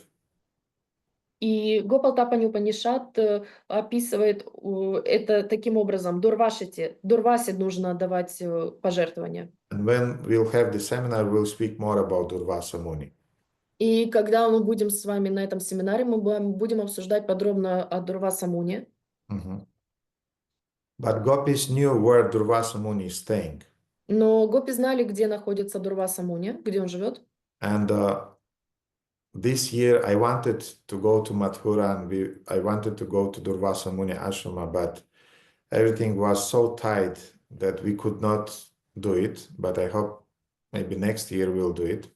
И я очень хотел поехать в этом году в Мадхуру, в ашрам Дурваса Муни, но было все расписание настолько плотным, что мы не смогли этого сделать. Я надеюсь, в следующем году мы сможем. And our devotees, they already were overdosed by everything they saw.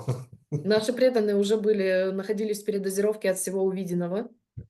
And to take them to Mathura, which is very, very crowded, I thought that they will not survive it. И я подумал, что если их отвезти в Мадхуру, которая очень-очень плотно населена, они этого не выдержат. But next time, many of you already who visited India, you already will be prepared. Но в следующем году те из вас, кто уже посетил Индию, вы будете подготовлены морально. So nearby Vishram Ghat in Mathura, Итак, возле этого Vishram Ghat, Вишвамгат Мадхура, on the opposite side of Yamuna, на противоположной стороне Ямуны, you have to cross Yamuna by boat. вы должны перебраться через Ямуну на лодке. There is a village, at least it was a beautiful village. I've not been there maybe for the last 10 or 12 years. India is growing fast, everything is changing. И я знаю, что там была деревня, может, она еще есть. Я был последний раз там 10-12 лет назад. Все меняется, и Индия очень сильно растет и развивается. But there was a beautiful village, and in that village, the Durvasa Muni ashram is situated. Но там была красивая деревня, и в этой деревне находился ашрам Дурваса Муни. And the gopis knew that in order to go to Durvasa Muni ashram, we have to cross the Yamuna river. И гопи знали, что для того, чтобы добраться до Дурваса ашрама, они должны пересечь Ямуну. And they asked, how we'll be able to cross Yamuna? И они спросили, как мы сможем пересечь Ямуну?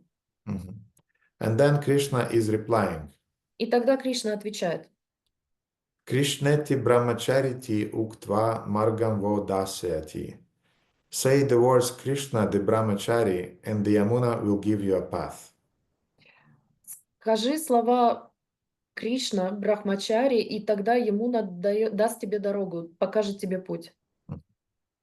So Krishna is saying, tell Yamuna that I am a brahmachari, and then you'll be able to pass across. То есть он говорит, скажите Ямуне, что я являюсь Брахмачари, и тогда она позволит вам пересечь ее. And obviously gopis were very surprised. И, естественно, гопи были очень удивлены. We spent the whole night with you. What kind of brahmachari? Мы с тобой всю ночь провели, какой же ты Брахмачари? But Krishna is making a point. Но Кришна утверждает. Yam mam smrita gda gada bhavati, yam mam smrita puta puto bhavati, yam mam smrita vrati vrati bhavati, yam mam smrita sakamo nishkamo bhavati, yam mam smrita shrotrayo shrotrayo bhavati. By remembering me, a shallow person becomes deep. Памятуя обо мне, поверхностная личность становится глубокой. By remembering me, an impure person becomes pure. Памятуя обо мне, нечистая личность становится чистой. By remembering me, an impious person becomes pious.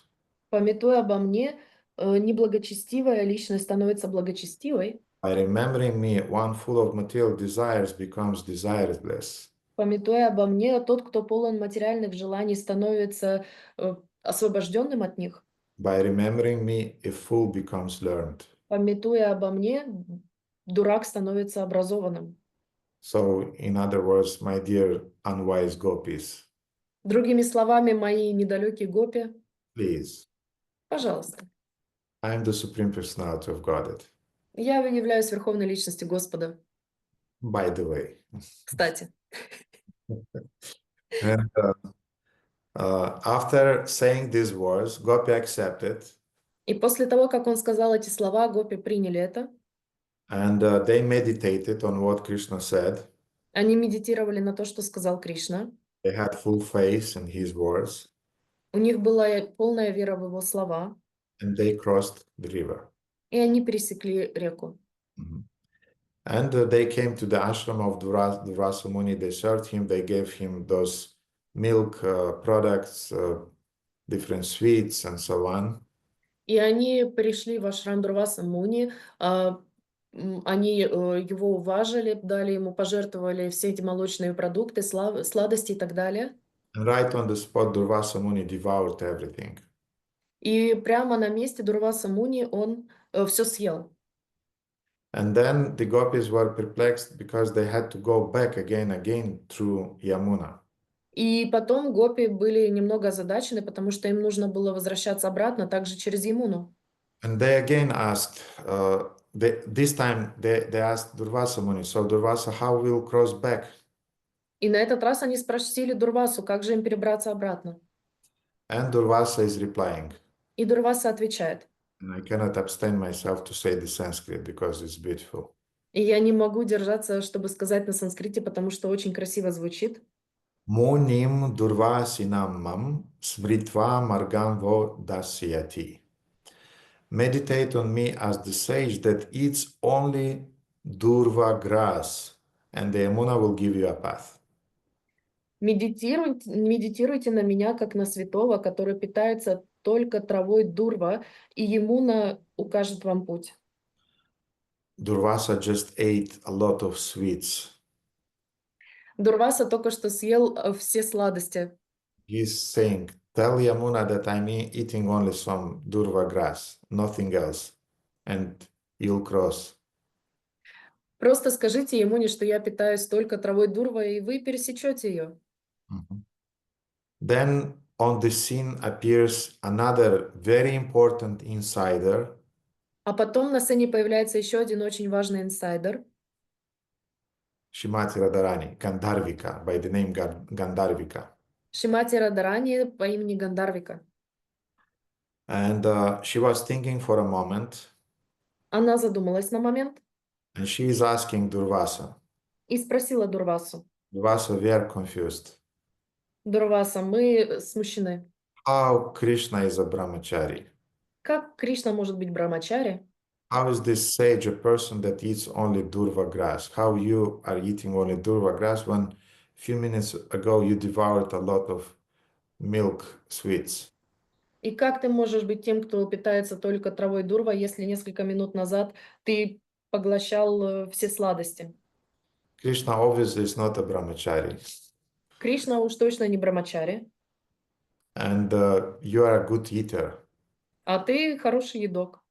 In Mayapur this year, В Майпуре в этом году Shambhi organized a pizza party with Param Gurudev and Niranjana Swami.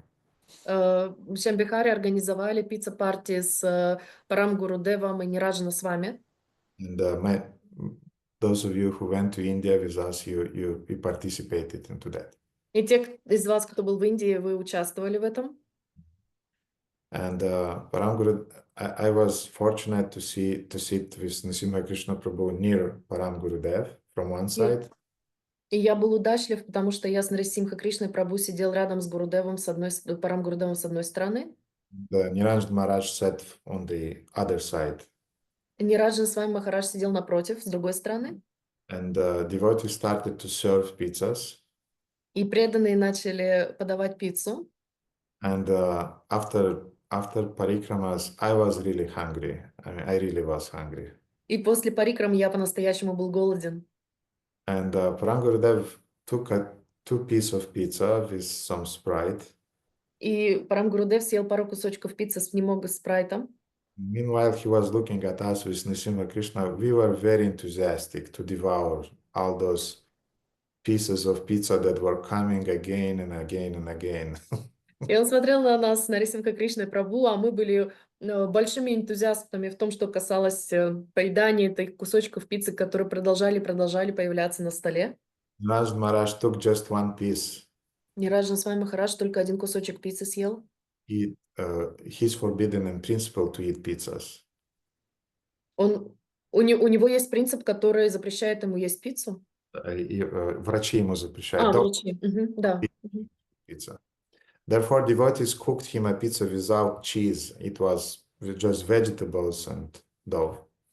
Поэтому преданные приготовили ему особую пиццу, которая не было сыра, только овощи. And when he offered it to Param Gurudev this pizza, Param Gurudev said, no, I want pizza with cheese. И он предложил эту пиццу Парам Гурудеву, но тот сказал, нет, я хочу пиццу с сыром. So we were devouring the pizzas. Итак, мы наслаждались пиццей. And then Param Gurudev looked at me, he said, whoa, I never knew that you are such a good eater. И Парам Гурудев посмотрел на меня и сказал, а я и не знал, что ты такой хороший едок. He said, Guru Maharaj, that's one thing that I'm doing really good. Я сказал, Гуру Махарадж, это одна из тех вещей, которые я по-настоящему хорошо делаю. So it stuck in my mind that he said that you are a good eater. Поэтому это застряло у меня в голове, что он сказал, ты хороший едок. He said, in this company, I also am inspired to eat. And then he asked Shambhihari to bring him some more pizza. И он сказал, что в такой хорошей компании я тоже чувствую, что я могу есть больше. И он попросил Шьямбихари, чтобы тот дал ему еще пиццы. Because if you are eating in the company of some shy people who are eating just you cannot enjoy, the meal, Потому что если вы находитесь в компании людей, которые едят как птички очень мало кусочки, вы не чувствуете в себе этого аппетита к жизни и к еде. But if you have a good eaters around you, then it's really a feast. Но если рядом с вами находится компания хороших едоков, то это превращается в пир каждый раз. So Durvasa was a good eater. Итак, Дурваса был хорошим едоком. And Gandharvika Shrimati Radharani is asking, you just devoured the whole feast, how can I say that you are eating only durva grass? И Гандарвика сказала ему, ты только что наслаждался огромным количеством еды. Как я могу произнести вслух, что ты являешься тем, кто только питается травой дурва? And then again, in a series of verses, Durvasa Muni is explaining to Gandharvika and to other gopis the difference between the soul and the material elements. И тогда следует череда стихов, в которой Дурваса Муни объясняет Гандарвике и другим гопи, что какова разница между вечной душой и материальным телом. The difference between the soul and the mind. Разница между душой и умом. And then Durvasa said, И тогда Дурваса сказал, Sa hi atmanam katham bhokta bhavami. The spirit is everything. I am spirit. How can I be a materialistic eater, enjoyer? дух является всем, я являюсь душой. Как я могу быть материалистическим наслаждающимся? Или хорошим едоком. So, in other words, being a self-realized soul Другими словами, быть самореализованной душой. будучи самореализованной душой, Durvasa Muni, he did not felt raga or attractions, Дурваса не почувствовал рага или привязанности. nor dvesha, repulsion, Двеш, he did not felt either raga nor dvesha, which он means он не почувствовал ни рагу, ни двешу, что означает? repulsion. Депалшн? Пульс Ну, притяжения? отвер- Импульс? Отвержение. Отвержение. Есть влечение и отвержение. Рага означает влечение, и двеша означает отвержение. Мгм. Или как бы привязанность и ненависть, еще один перевод. Therefore, when the food was put before him, Поэтому ему была перед ним поставлена еда, he ate to please the gopis. и он съел ее для того, чтобы порадовать гопи. He ate not because he was a bhakta, an enjoyer. Он съел ее не потому, что он был бхакта, наслаждающимся. Even if gopis would bring him nothing, he would also be happy. Даже если бы гопи ему ничего не принесли, он бы все равно был счастлив. Because he is beyond raga and dvesha. Потому что он находится за пределами и рага, и двеша. His happiness is coming within. Его счастье происходит изнутри. It's internal, it's not external, based on the external things. Оно внутреннее, оно не внешнее, которое основывается на внешних обстоятельствах. And then Durvasa explained Krishna's position. И потом Дурваса объясняет положение Кришны. So first he explained why he is a true ascetic who is eating nothing. Сначала он объяснил, почему он является настоящим аскетом, который ничего не ест. And then he is explaining why Krishna is really a true brahmachari. А потом он объясняет, почему Кришна является истинным брамачари. And he explained to the gopis. И он объясняет гопи. 2:22 Gopal Tapani Upanishad, you see the verse. 2.22 Гапалатапани Упанишад. Ayam hi Krishna yovai hi preshta sharira dvaya karanam bhavati. Your beloved Krishna is the original creator of the two kinds of bodies. Ваш возлюбленный Кришна является изначальным создателем двух типов тел. We have the gross body, stula sharira, and we have linga sharira, the subtle body. У нас есть материальное грубое тело и тонкое тело духовное. Оно не духовное, оно тонкое, материальное. Мгм. The gross body is composed of those 5 gross elements: water, land, air, fire, ether. Итак, у нас есть грубое материальное тело, которое состоит из 5 элементов: вода, земля, воздух, огонь, эфир. And linga sharira, or the subtle body, И линга шарира или тонкое тело is composed of mind, ego, and intelligence. состоит из ума, эго и интеллекта. And the soul is beyond all of those things. А душа находится за пределами всех этих вещей. And then I'll skip some verses because we'll read them when we'll have the seminar, and I really got fired up and inspired to do that.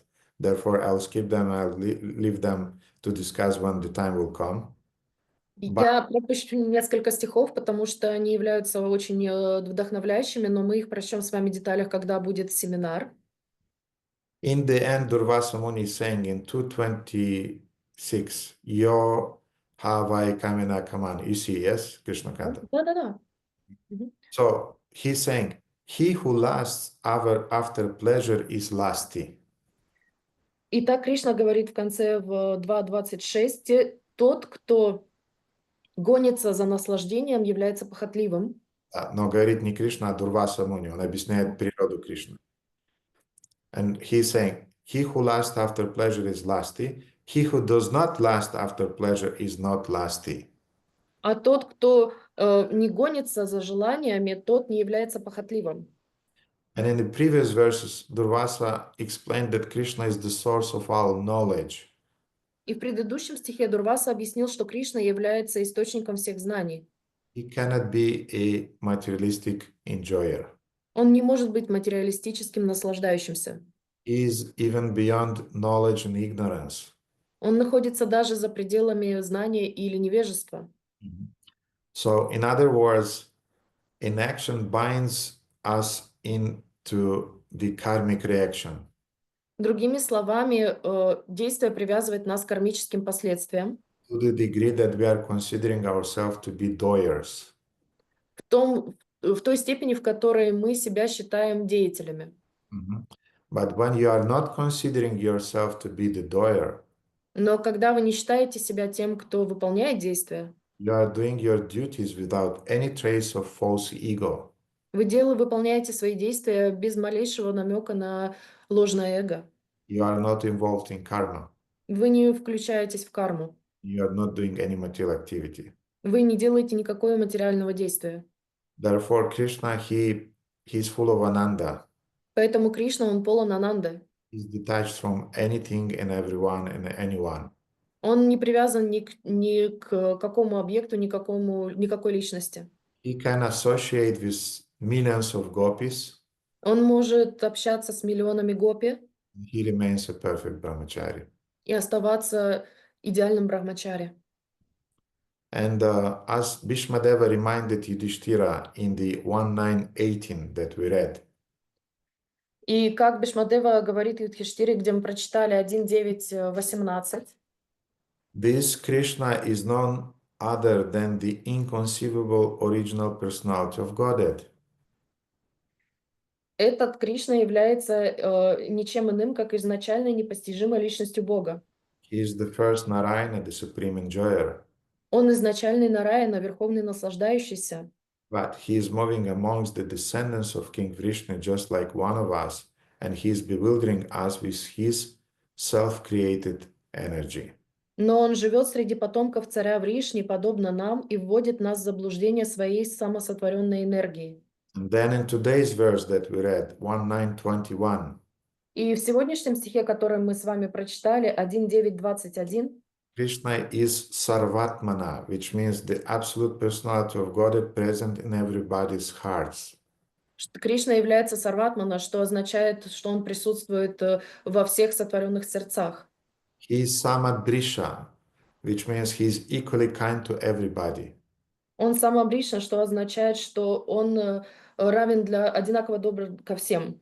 And today's verse is making the same point that Durvasa made in Gopal Tapani Upanishad. И в этом стихе подчеркивается та же идея, которая была дана Дурвасой в Гопал Тапани Упанишад.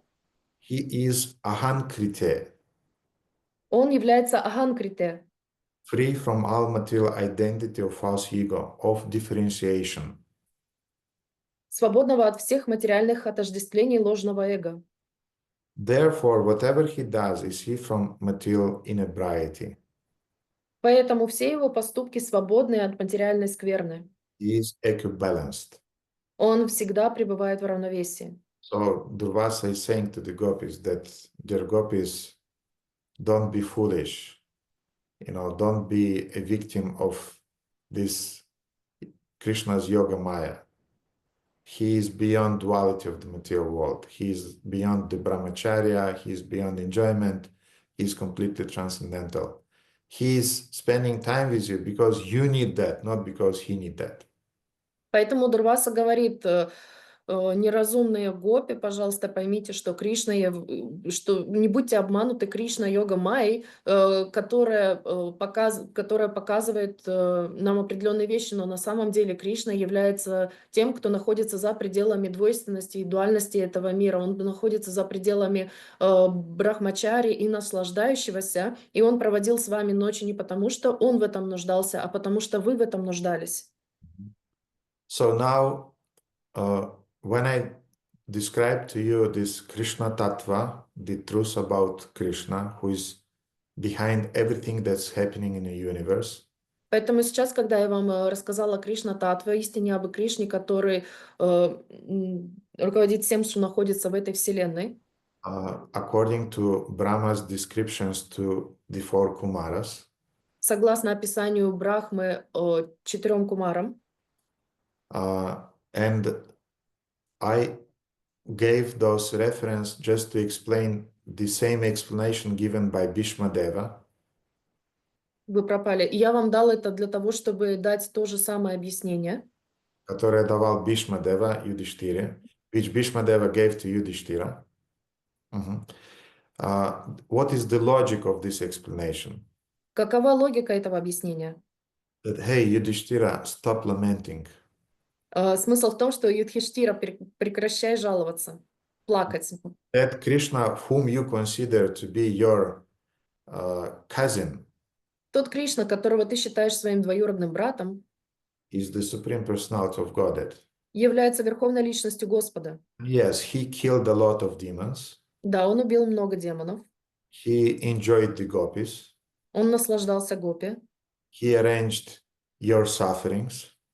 Он организовал твои страдания. But he is all good, and his plan is greater than you can imagine. Но он добродетелен, Всеблагой. всеблагой, и Его план лучше. твоего понимания. Therefore, my dear one, just accept your duty. Поэтому, дорогой мой, просто прими свою обязанность. Serve this divine plan. Служи этому божественному плану. Become the world's emperor. Стань императором Вселенной. And free the whole population of yours from the duality of material existence. И освободи свою душу от восприятия двойственности этой Вселенной. Teach them the principles of Bhagavad Dharma. Научи их принципам Бхагавад-дхармы. The supreme occupational duty in the service of the Lord that will bring them back home, back to Godhead.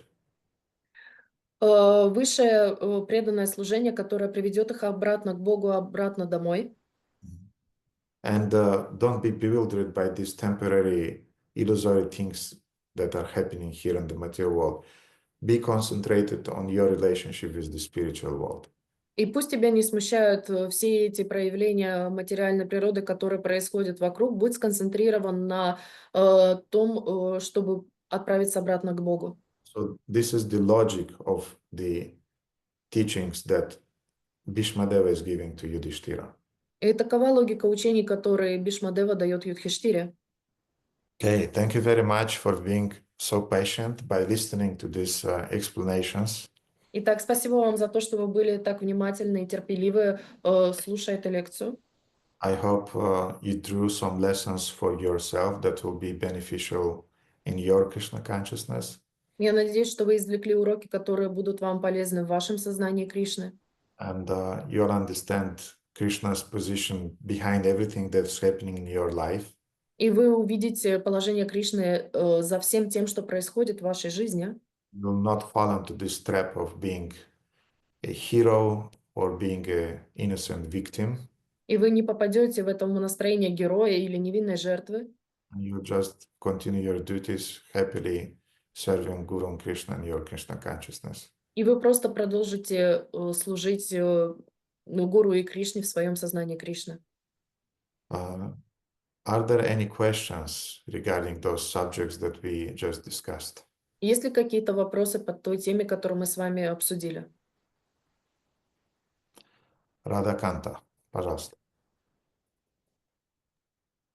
Харе Кришна, дорогой Гурудев, примите, пожалуйста, мои поклоны. Вся слава Шри Прабхупаде, слава Парам Гурудев, слава вам. Спасибо вам большое за лекцию. Вопрос про время преданного. Вот как раз хотела спросить, и вот повод. В общем, про время преданного. В общем, день так устроен, что мы делаем какие-то минимальные базовые вещи, 16 кругов, садхана там и так далее. Плюс, объективная реальность в виде бытовых дел, работы и тоже так далее, там, обучения. И так складывается, то есть последнее... Радаканта, простите меня, я упомянул этот момент, что если у вас вопросы по той теме, которую мы обсудили сегодня, если у преданных есть вопросы по теме, я отвечу на их вопросы, потом мы перейдем к вашему вопросу, я на него отвечу. Или он связан таки? Я как раз хотела спросить про время, то есть когда твоя жизнь как преданного превращается в постоянный цитнот, в садхане и в деятельности обычной. Это, как здесь быть? Это проявление плана Кришны, то есть преданные в принципе так должны жить? Или ты что-то делаешь не так, когда, при отсутствии каких-то больших ответственностей, занимаемой высокой должности или какой-то очень хорошей садханы, вся твоя жизнь превращается просто, вот она расписана по минутам, и это постоянная, попытка бежать за поездом. Мне показалось, что это в тему, извините, пожалуйста. Харе Кришна. Хорошо, я отвечу. So the question is about the time of the devotee, because we are caught in day-to-day basic things that we have to do, either spiritual one like sadhana, reading, chanting the rounds, or materialistic one like work, studying, etc. And is this the plan of Krishna when your life is written by minutes? And you don't have, it's like a tight knot and you are always running out of time? Or is that you as a devotee doing something wrong and misunderstand the concept of having enough time? You should regularly remind yourself why you are doing all of those to-do things during your days. Ты должна каждый раз напоминать себе, для чего, из-за чего ты делаешь все эти вещи из своего списка, который на день. And you have to offer the fruits of the activities that you are going to perform during the day before those activities were done. И ты должна предлагать или посвящать все эти действия, которые ты собираешься сделать на протяжении всего дня, до того, как ты их начнешь делать. And then during the day, when you'll do them, you'll do it in a conscious way as an act of offering, as an act of service to Krishna. And they'll not remain just a burden of things that you must do during the day. И тогда все эти действия будут предложены Кришне, и тогда эти действия не будут тобой восприниматься как просто цепочка каких-то мелких рутинных дел, которые ты обязана выполнить. Our mind have the tendency to switch to the autopilot. Наш ум, у него есть свойство переключаться на автопилот. And this is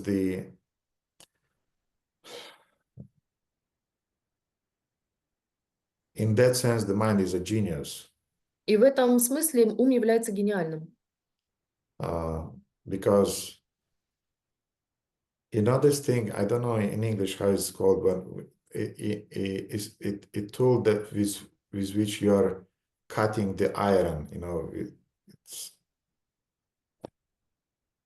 Я не знаю, как на английском, но это инструмент, которым вы разрезаете металл. when it's working, it produces a very disturbing noise. И когда он работает, он производит очень неприятный шум. Or, for example, an electric hammer. Или, например, электромолоток. If some of your neighbors is working either on the top floor or under you and is drilling some concrete walls, is very disturbing. И если какой-нибудь сосед у вас сверху или снизу начинает ремонт и постоянно сверлит дрелью, то это очень неприятно. And the first 2-3 minutes, it's really disturbing. Первые 2-3 минуты это по-настоящему беспокоит. After that, it's also disturbing. И после этого это тоже беспокоит. But in 10-15 minutes, somehow your mind switch off of that sound to other things. Но каким-то образом через 10-15 минут ваш мозг отключает этот звук и переключает внимание на что-то другое. You become concentrated on other things. И вы концентрируетесь на других вещах. So our mind have this tendency to do with bad things, but also with good things. И у нашего ума есть тенденция, склонность делать это как с хорошими, так и с плохими вещами. Because our minds, unfortunately, is doing the same thing during our japa. Потому что, к сожалению, наш ум это делает даже во время нашей джапы. First 3 minutes we listen, Первые 3 минуты мы слушаем, then the second minute, after the 5th, 6th minute we also listen, после 5-6 минут мы тоже слушаем, but then on the 10th minutes our mind is switched off. но потом после 10 минут наш ум отключается. So therefore, we should not allow our mind to switch off from the purpose of things that we are doing for Krishna. Поэтому мы не должны позволять своему уму отключаться от вещей, которые мы делаем для Кришны. В течение дня. And now, another thing that you asked is that you don't have some important service and you're just doing some routine. И еще одна вещь, которую ты упомянула, что ты у тебя нет какого-то серьезного служения, и ты делаешь рутинные вещи. Who is deciding what service is important and what service is not? А кто решает, какое служение является важным, а какое нет? Радаканта, who is deciding? Радаканта, кто решает? Духовный учитель. Spiritual master? Yes, and what your spiritual master told you to do? Да, и что тебе сказал духовный учитель делать? What's your service? Какое у тебя служение? Заботиться о детях. Yes. To take care about my children, yes. Yes, for you, taking care and educating your children is pure devotional service. Да, для тебя забота о детях это является чистым преданным служением. Because you received that service from the spiritual master. Потому что ты получила это служение от духовного учителя. Because Srila Prabhupada wanted it. Потому что Шрила Прабхупада хотел этого. And because Krishna is happy when devotees' parents are educating their children in Krishna consciousness. И Кришна счастлив, когда родители обучают своих детей в сознании Кришны. Because there was a situation once. Потому что однажды была ситуация, when during Srila Prabhupada's time, some parents, they abandoned their children and they were spending all of their days in the altar worshipping the deities. во времена Шрилы Прабхупады семья оставила детей, и они проводили все дни, поклоняясь в алтарной Кришне. And the kids were hungry, the kids were not washed. They were, you know how the kids looks when everything is dripping from everywhere. И дети были неухоженными, голодными. Вы знаете, как выглядят дети, которые неухоженные, что у них со всех из носа, из ушей что-то течет. Prabhupada saw those kids and he asked, whose kids are those? Прабхупада увидел этих детей, спросил, чьи это дети. He'd been told that they're the kids of the head pujaris. А ему сказали, что это дети главных пуджари. Prabhupada called those devotees Прабхупада подозвал этих преданных, and he showed them the kids. и он показал им детей. He said, these are your deities. Это ваше божество. From now on, you take care about them С этого дня вы заботитесь о них. and somebody else will do the puja. И кто-нибудь еще будет заниматься пуджей. And in the beginning, when for the first time I heard this story, I was thinking, okay, this was a natural reaction of Srila Prabhupada as a leader. И я в первый раз, когда услышала эту историю, я подумал, что это была естественная реакция Шрилы Прабхупады в качестве лидера. But then I came across some shastric references, Но потом я столкнулся с шастрическими утверждениями, which are saying that if we want to please Krishna в которых говорится, что если вы хотите удовлетворить Кришну, and serve brahmanas, elders, and kids, служите браманам, старшим и детям. therefore, let's go back to the principle: who is deciding what is service, what is not service? Поэтому давайте вернемся к этому принципу. Кто решает, что является служением, а что не является служением? Who decides what's important service, what is not important service? Кто решает, служение является важным или не важным? To one disciple, the spiritual master is saying, accept sannyas, renounce everything, and just preach. Одному ученику духовный учитель говорит: бросай все, принимай саньясу и проповедуй. To another disciple, the spiritual master is saying, live at your home in the family and educate your children in Krishna consciousness. А другому ученику учитель говорит: оставайся дома, заботься о семье, воспитывай детей в сознании Кришны. Both of those disciples, they achieve spiritual perfection Оба этих ученика достигнут духовного совершенства, because they're following the order that is coming from the spiritual master. потому что они следуют указанию, наставлению, которое исходит от духовного учителя. To the degree that you surrender to the order of the spiritual master, to that degree your service is important and your service is devotional service. И в той степени, в которой ты предаешься этому наставлению, в той степени твое служение будет являться духовным служением. Therefore, dear mothers, please don't think that raising your kids in Krishna consciousness is some insignificant service. Поэтому, дорогие матери, пожалуйста, не думайте, что растить ваших детей в сознании Кришны является каким-то незначительным служением. Your kids, when they'll grow up, Ваши дети, когда они вырастут, maybe sometimes it's happening that devotees' kids don't become full-time devotees. иногда так происходит, что дети преданных не становятся преданными полноценными.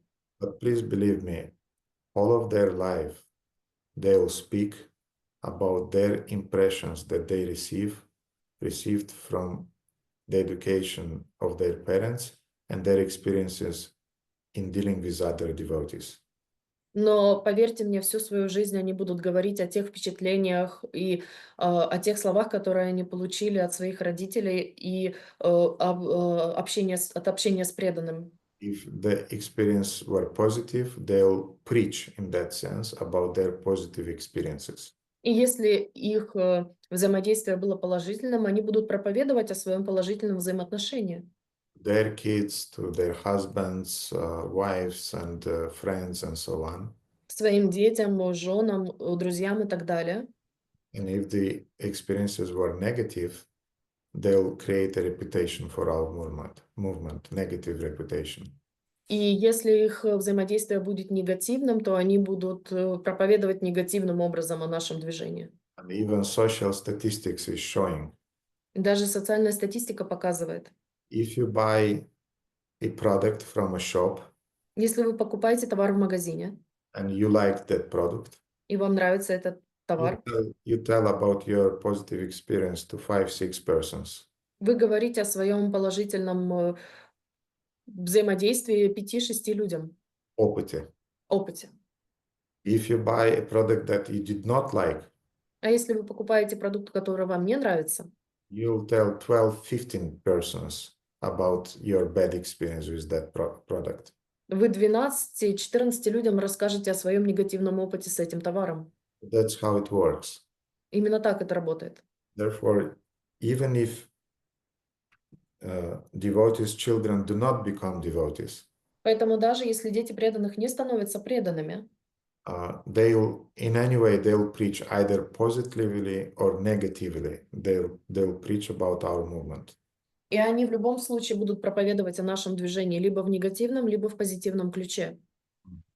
But if they become devotees, and will they become devotees or not become devotees, depends on the amount of love that they will receive from you. Но станут или не станут они преданными, зависит от того количества любви, которое они от вас получают. And of your example as a devotee. И от вашего собственного примера в качестве преданного. Therefore, in your case, you should not have any doubt. This is an important service. Поэтому в твоем случае не должно быть никаких сомнений, что это важное служение. And you can have an important service, as you said, as a temple president, as a preacher, as a teacher in our temple somewhere. И у тебя может быть очень серьезное служение в качестве президента храма, проповедника или наставника. And you'll just harbor your inner ego. И ты просто будешь подкармливать свое внутреннее эго. And from another side, you can have some, from the external point of view, some humble service of raising your kids in Krishna consciousness. Или ты можешь иметь с внешней точки зрения скромное служение в качестве взращивания своих детей. And you'll develop your true ego of a servant of the servant of the servant. И ты взрастишь свое истинное эго, которое является слугой слуги слуги. That's how you'll please Krishna. И таким образом ты удовлетворишь Кришну. So these are just a few words about your question. Maybe if something is not clear, then let me know, Radhakant. И это ответ на твой вопрос. Если что-то тебе непонятно, дай мне знать. Спасибо большое, Гурудев. Да, я поняла. Просто действительно есть ощущение, что ценность это когда на баррикады и вот туда вот все главное. Простите, что вам приходится мне уже несколько раз это говорить. До меня все не верится в глубине души, не верится, особенно сейчас у нас развивается все. А я вижу, что мое участие все меньше и меньше по сравнению с последними 5 годами, и преданные так вот смотрят, тебя нигде нет, и я очень смущаюсь самому этому факту тоже. Yes, I'm sorry that you have to repeat it to me because I heard it already from you and I understand it, but in the depth of my heart, I still cannot believe it because you want to be somewhere in front fighting for our movement. But generally, you actually, year by year, after last 5 years, I'm less and less present on different programs and different events, and I don't feel good about it. First of all, there is no important service or non-important service. Прежде всего, не существует важного и неважного служения. All the services done in the service of Guru, Krishna and Vaishnavas are important. Все служение, которое сделано для Кришны, Гуру и Вайшнав, является важным служением. Krishna is saying, Patram pushpam palam toyam, yeme bhaktya prayachati. Just offer me a little water, a leaf, a fruit, and I'll accept it if it's offered with love. И Кришна говорит, предложи мне немного воды, лист и плод или фрукт, и я приму это с благодарностью. He's not saying, offer me big projects. Он не говорит, предложи мне огромные проекты. Don't offer me barricades, as you said. Предложи мне баррикады, как вы сказали. It's just a part of our Russian souls, we want barricades, we want big results, Это просто часть нашей русской души. Мы хотим баррикады, мы хотим чего-то великого, главного. This may be a consequence of mode of passion. Возможно, это последствия гуны страсти. Therefore, don't be a victim of that. Поэтому не становись жертвой этого. And always remember that service is the service that is given to you by your spiritual master. И всегда помни о том, что истинное служение является служением, которое тебе дал духовный учитель. And also don't rush, because the time will come when you'll have a lot of free time without your kids. И поэтому еще не торопись, потому что придет время, когда у тебя будет достаточно свободного времени без твоих детей. And you'll be in position, as I was very ashamed when just recently I visited my mother. И вы будете в позиции, в которой я недавно оказался, когда я посещал свою мать. И мне было очень стыдно видеть my mother when we arrived to Когда her. мы приехали, My mother went to the neighbor across the wall. She needed to give him something. моя мать пошла к соседу через дорогу, потому что она должна была ему что-то отдать. And the neighbor, they are very good friends. Они очень хорошие друзья. Neighbor saw her eyes and asked, "You are crying? What's happening?" Сосед увидел ее глаза и спросил: ты плакала, что случилось? And she started to cry. И она начала плакать. And she said, "My son came. И она сказала: мой сын приехал. Son arrived, and I'm crying." Мой сын приехал, и я плачу. And meanwhile, I'm calling her every 2-3 days.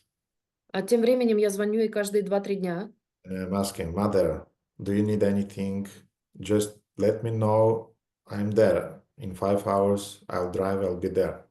И я спрашиваю ее: нужно ли тебе что-то, просто скажи мне, через 5 часов я приеду, я буду там. No, I don't need anything. Everything is fine. I'm reading Bible. I'm reading a lot of books. God is with me. You do your duties. Don't worry.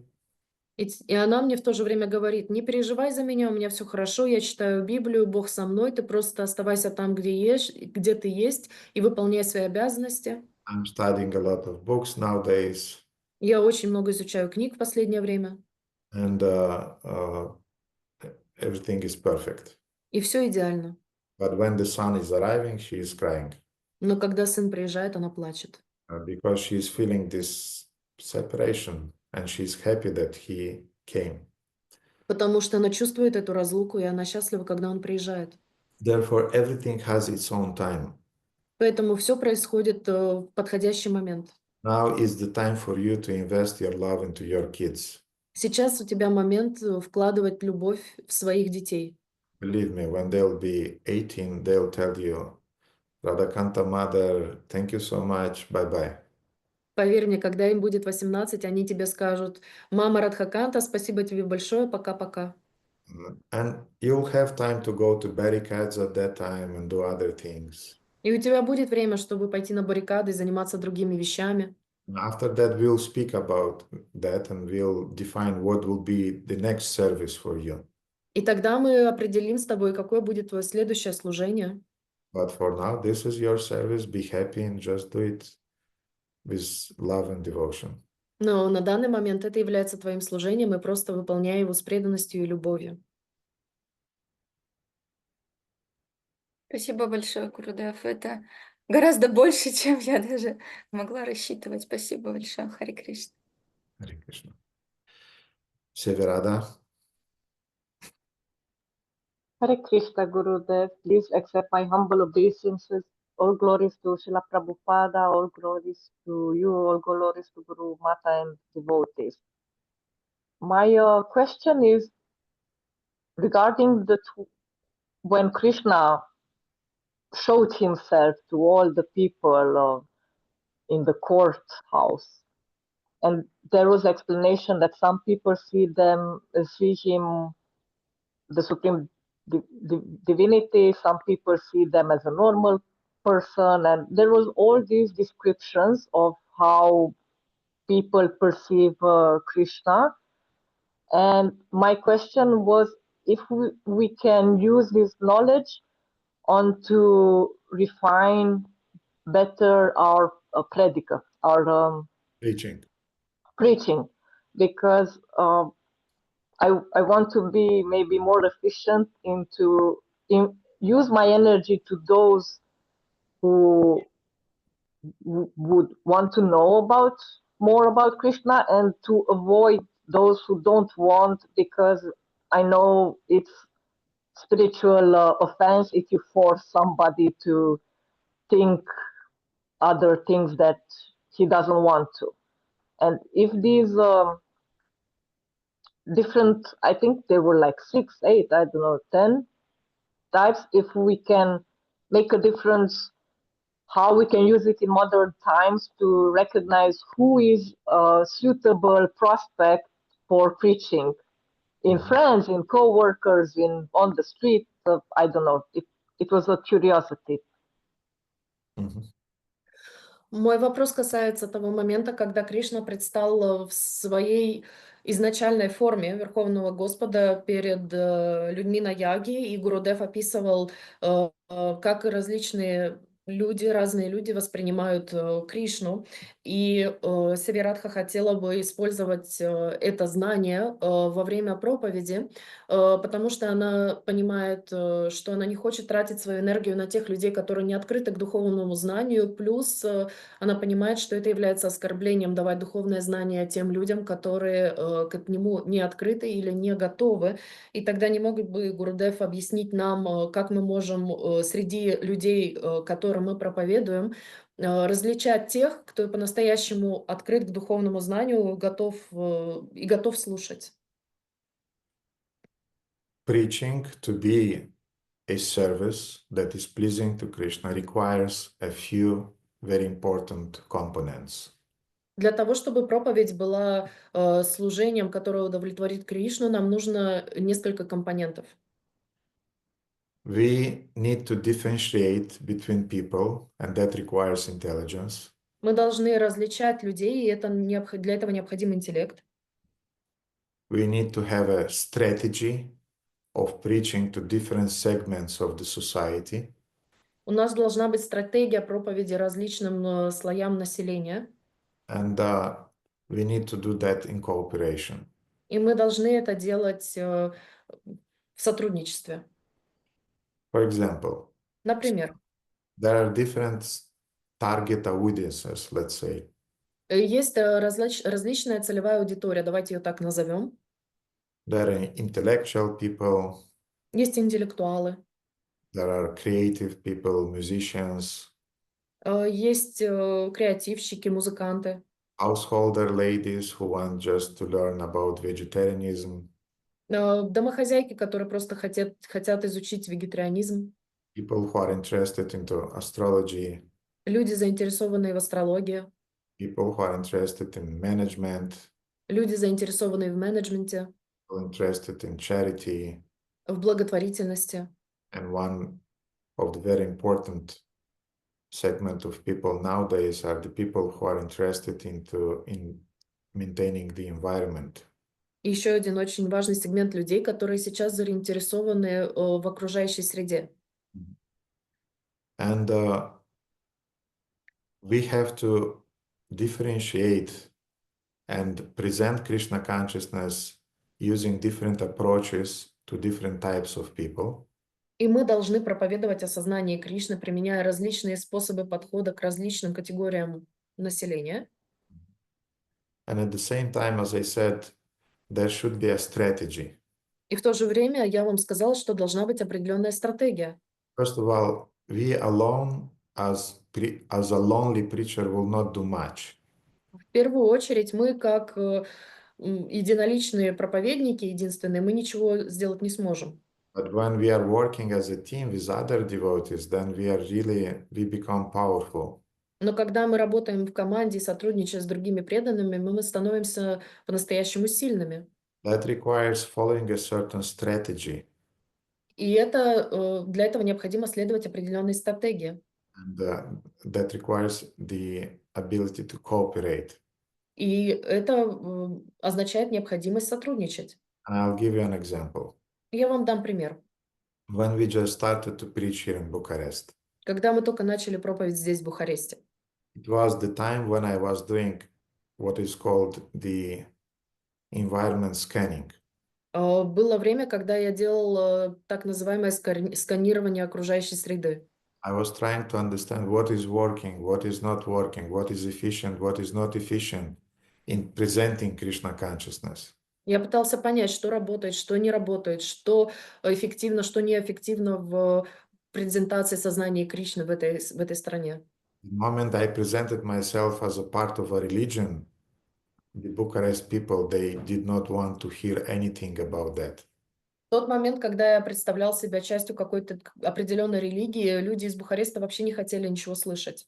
And then Param Gurudev told me, don't do that, you have to change that. И Парам Гурудев сказал, не делай этого, ты должен это изменить. I said, but Guru Maharaj, I was preaching Vistila Kandoti for the last 25 years. I'm used to that. И я сказал, Гуру Махарадж, я проповедовал Стилака и Доти последние 25 лет, я к этому привык. He said, you have to put on your jeans and you have to use your brain to preach in a way that people here will understand and will accept. И он сказал, что тебе нужно будет одеть джинсы и повседневную одежду и приноровиться к тому, как ты будешь объяснять доступным способом этим людям свою проповедь. So anyway, it took some years to understand how people are thinking here, what are their demands, what are their expectations, what are their interests. И в любом случае заняло несколько лет, чтобы просто понять, какие здесь у людей желания, требования, интересы, что им подходит.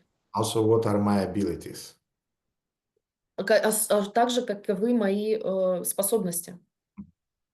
And meanwhile, when I just find out a way in which I could present our knowledge in Krishna consciousness as a Vedic philosophy and other ways that are more digestible for people. И в тот момент, когда я понял, что я могу проповедовать сознание Кришны в виде ведических знаний, которые будут более удобоваримыми для людей, которые находятся здесь. We had some people who went to other temples. У нас были люди, которые посетили другие храмы, They came back.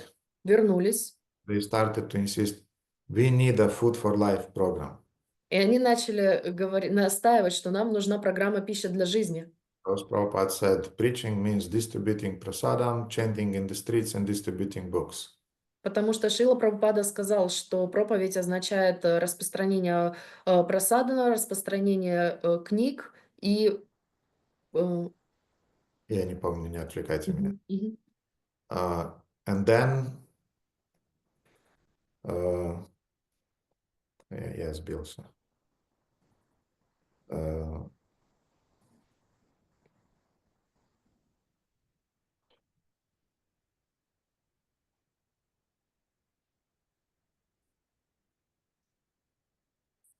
Yes, they were insisting that we need to organize food for life because this is preaching.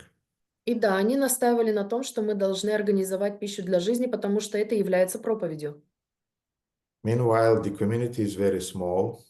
А тем временем община очень маленькая, And we are just learning how to organize the Sunday program, и мы только учимся, как организовывать воскресные программы, how to organize and to put together the devotees who are cooking, devotees who are distributing prasadam, devotees who are making the announcements, and a lot of things that should work together.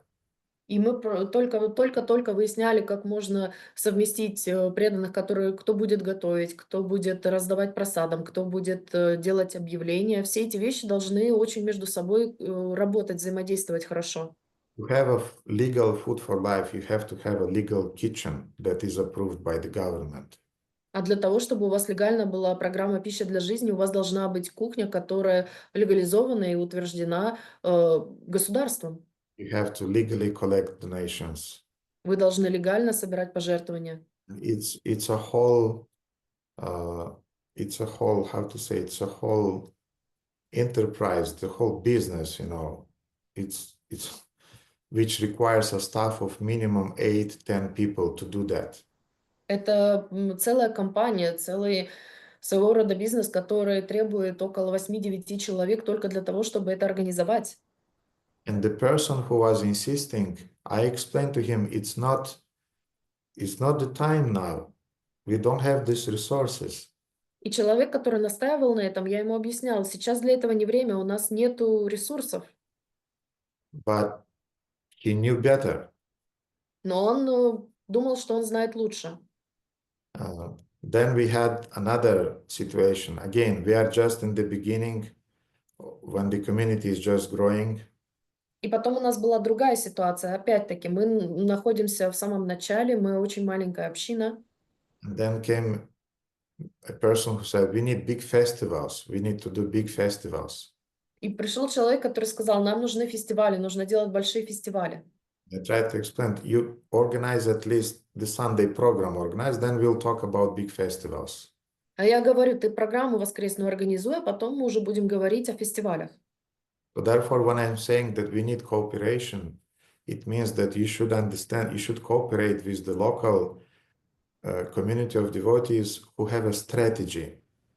Поэтому, когда я говорю о сотрудничестве, я говорю, что нужно взаимодействовать с местными преданными, которых в общине, с которыми ты можешь что-то делать. В общине, у которой есть стратегия. And the strategy means at this stage of preaching, we are doing that. А стратегия означает, что в этот момент проповеди мы выполняем именно вот это. Then on the next stage of our preaching, we are doing that. А потом в следующей ступени нашей проповеди мы делаем другое. On the third stage of preaching, we are doing that. А в третьей ступени проповеди мы делаем вот это. So big projects like Food for Life festivals, you can do on the third, fourth, fifth stage of development of community. И такие проекты, как «Пища для жизни», вы можете делать на 4., 5., 6. этапе развития своей общины. Или большие фестивали. But on the first stages of preaching, you are just trying to see where you are relevant in the society. Но в первые моменты своего проповедования вы можете понять, как вы соотноситесь в той среде, в которой вы проповедуете. Therefore, we are doing that. We have devotees who are preaching through Ayurveda, devotees who are preaching through astrology, through Ayurvedic massage. И есть у нас преданные, которые проповедуют через аюрведу, аюрведический массаж, астрологию. You can preach through coaching also. Вы можете также проповедовать через коучинг. But all of these different types of preaching which reach different segments of our society, they should be unified. Но все эти различные способы проповедования, которые затрагивают различные области, они должны быть объединены. They should be done under the frame of a strategy, common strategy that we have. Они должны быть произведены в рамках общей стратегии, которая у нас есть. Because in the army you have different types of, different weapons. Потому что в армии есть разное оружие. You have guns. У вас есть пистолеты. You have Cannons. Jets. У вас есть скоростные самолеты. So you understand, you have different things, but there is a strategy which is firing first. Но есть стратегия, кто стреляет первым. So first, the jets will attack, and then big guns will attack, and then the soldiers will go there. То есть сначала самолетами будем бомбить, потом будут большие оружия, а потом уже пистолеты, и каждый отдельный человек будет идти с пистолетом. If you are sending the infantry first, they'll get destroyed immediately. И если вы пошлете единичных людей первыми, они их тут же уничтожат. So in the same way in the preaching, it's a strategy, but often our devotees, they're preaching in a manner that they're brainless. They don't have brain, you know. Ну, то есть должна быть определенная стратегия, но наши преданные, они проповедуют таким образом, как будто у них мозгов нет, вы знаете?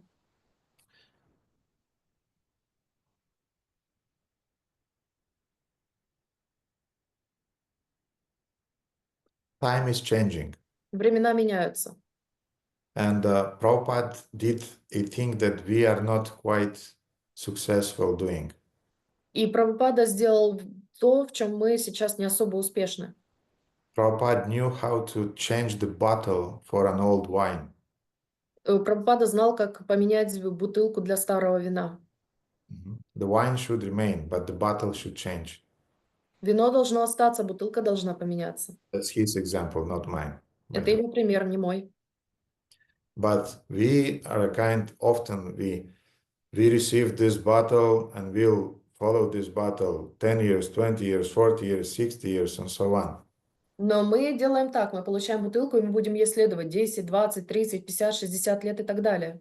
Because we are bharagrahi, we are concerned about the form, not about the essence. Потому что мы обеспокоены формой, а не сутью. And we should be saragrahi in our preaching. А мы должны быть сараграхи в нашей проповеди. Being saragrahi means to adapt, А быть сараграхи означает адаптироваться, be flexible, быть гибким, go on time. согласно времени. Baladev told me a few days back, and I was horrified.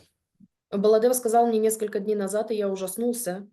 Because when they joined around 6 years back, 7 years back, they were all of our devotees. They were under 25.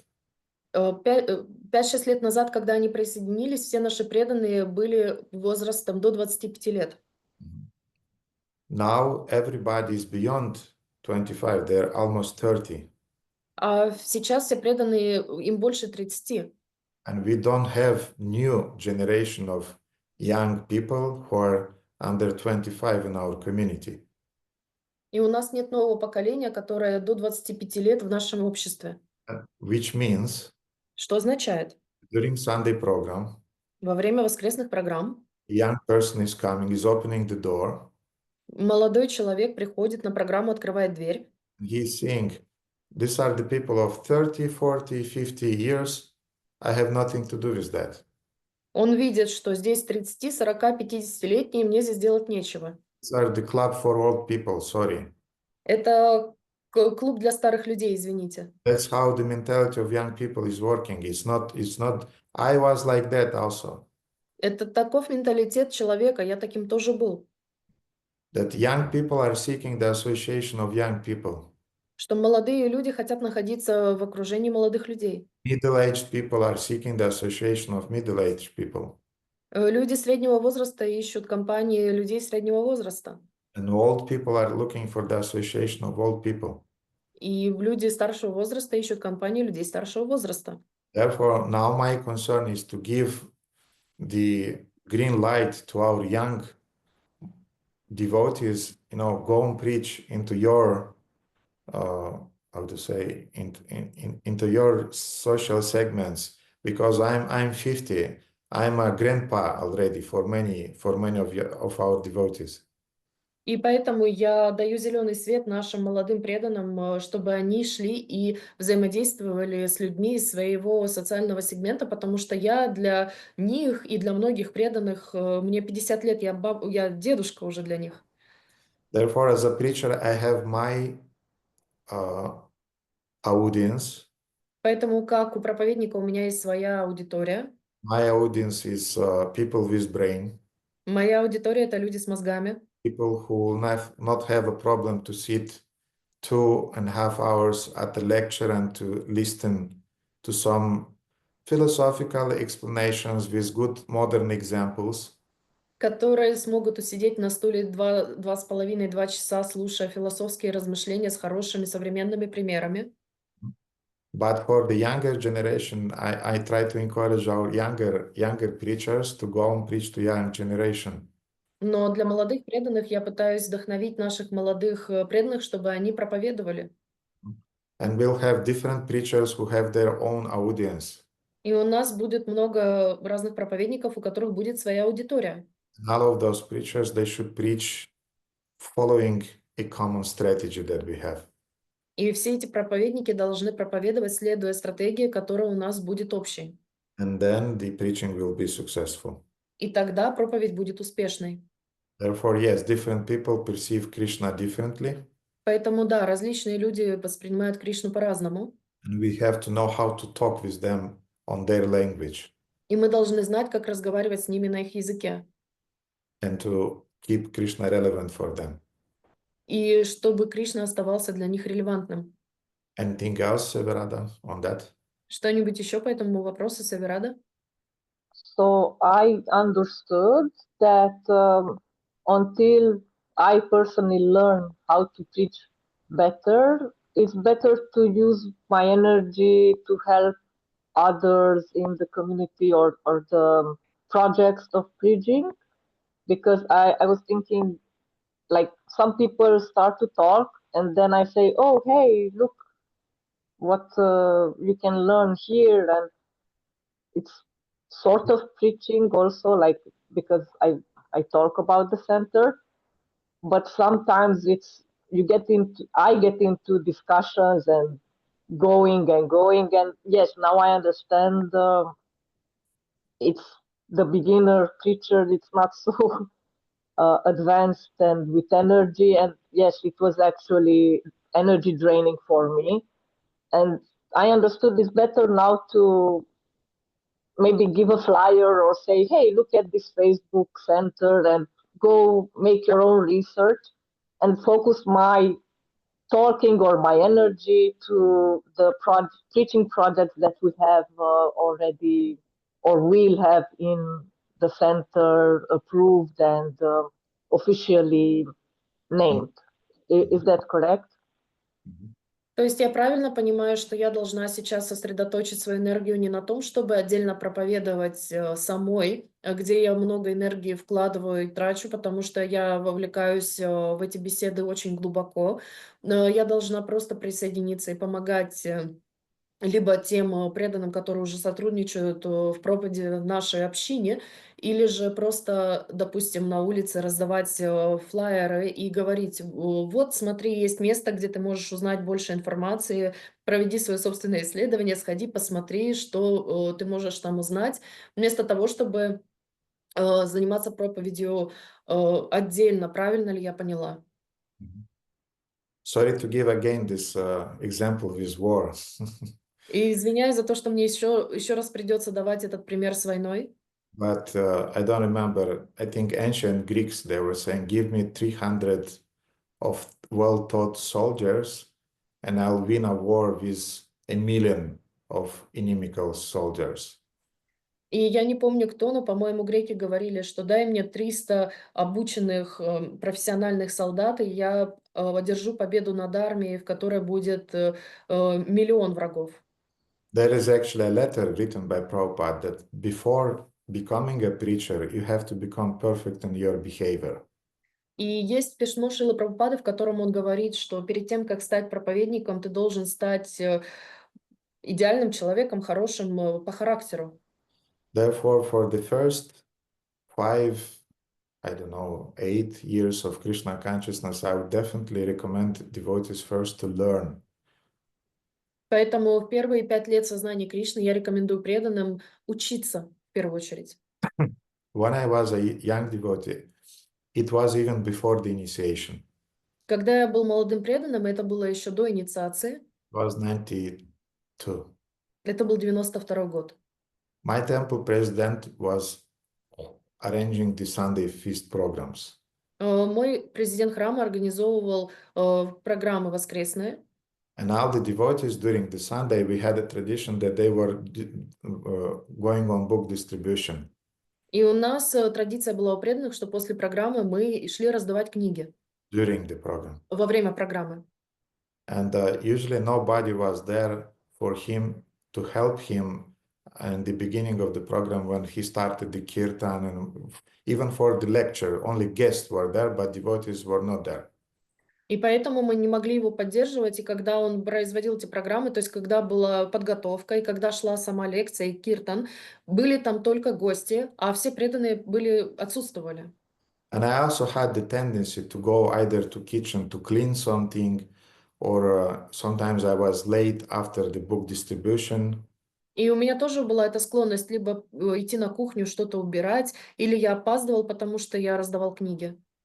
And I remember once he called me and he said, there is nobody to play the karatals during the kirtan. Please sit and help me.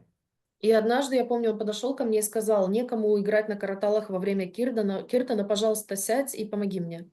I came and I sat. Я пришел и сел. I was the only devotee, others were guests.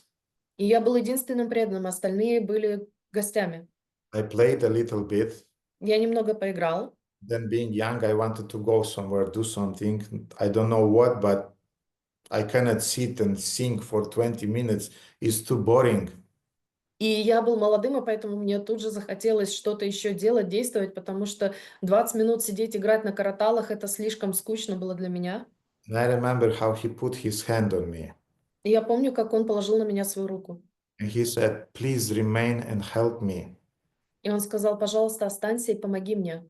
Because that's how you learn preaching and organizing the programs in the future.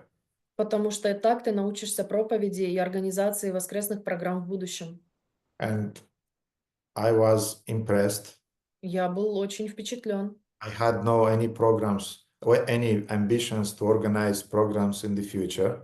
У меня не было никаких амбиций для того, чтобы организовывать программы в будущем. I came to enjoy Krishna consciousness, not to organize Krishna consciousness. Я пришел наслаждаться сознанием Кришны, а не организовывать сознание Кришны. But somehow his words had power. Но каким-то образом его слова имели силу. Because I understood that now I'm in the period of learning. Потому что тогда я понял, что сейчас я нахожусь в процессе, в периоде обучения. And he started to teach me how to play the karatals. И он начал обучать меня, как играть на караталах, How to deal with the people, guests during the programs. как обходиться с гостями, людьми на воскресной программе, How to answer the questions. как отвечать на вопросы, What melodies to sing. какие мелодии петь, What are the topics interesting for people during the classes.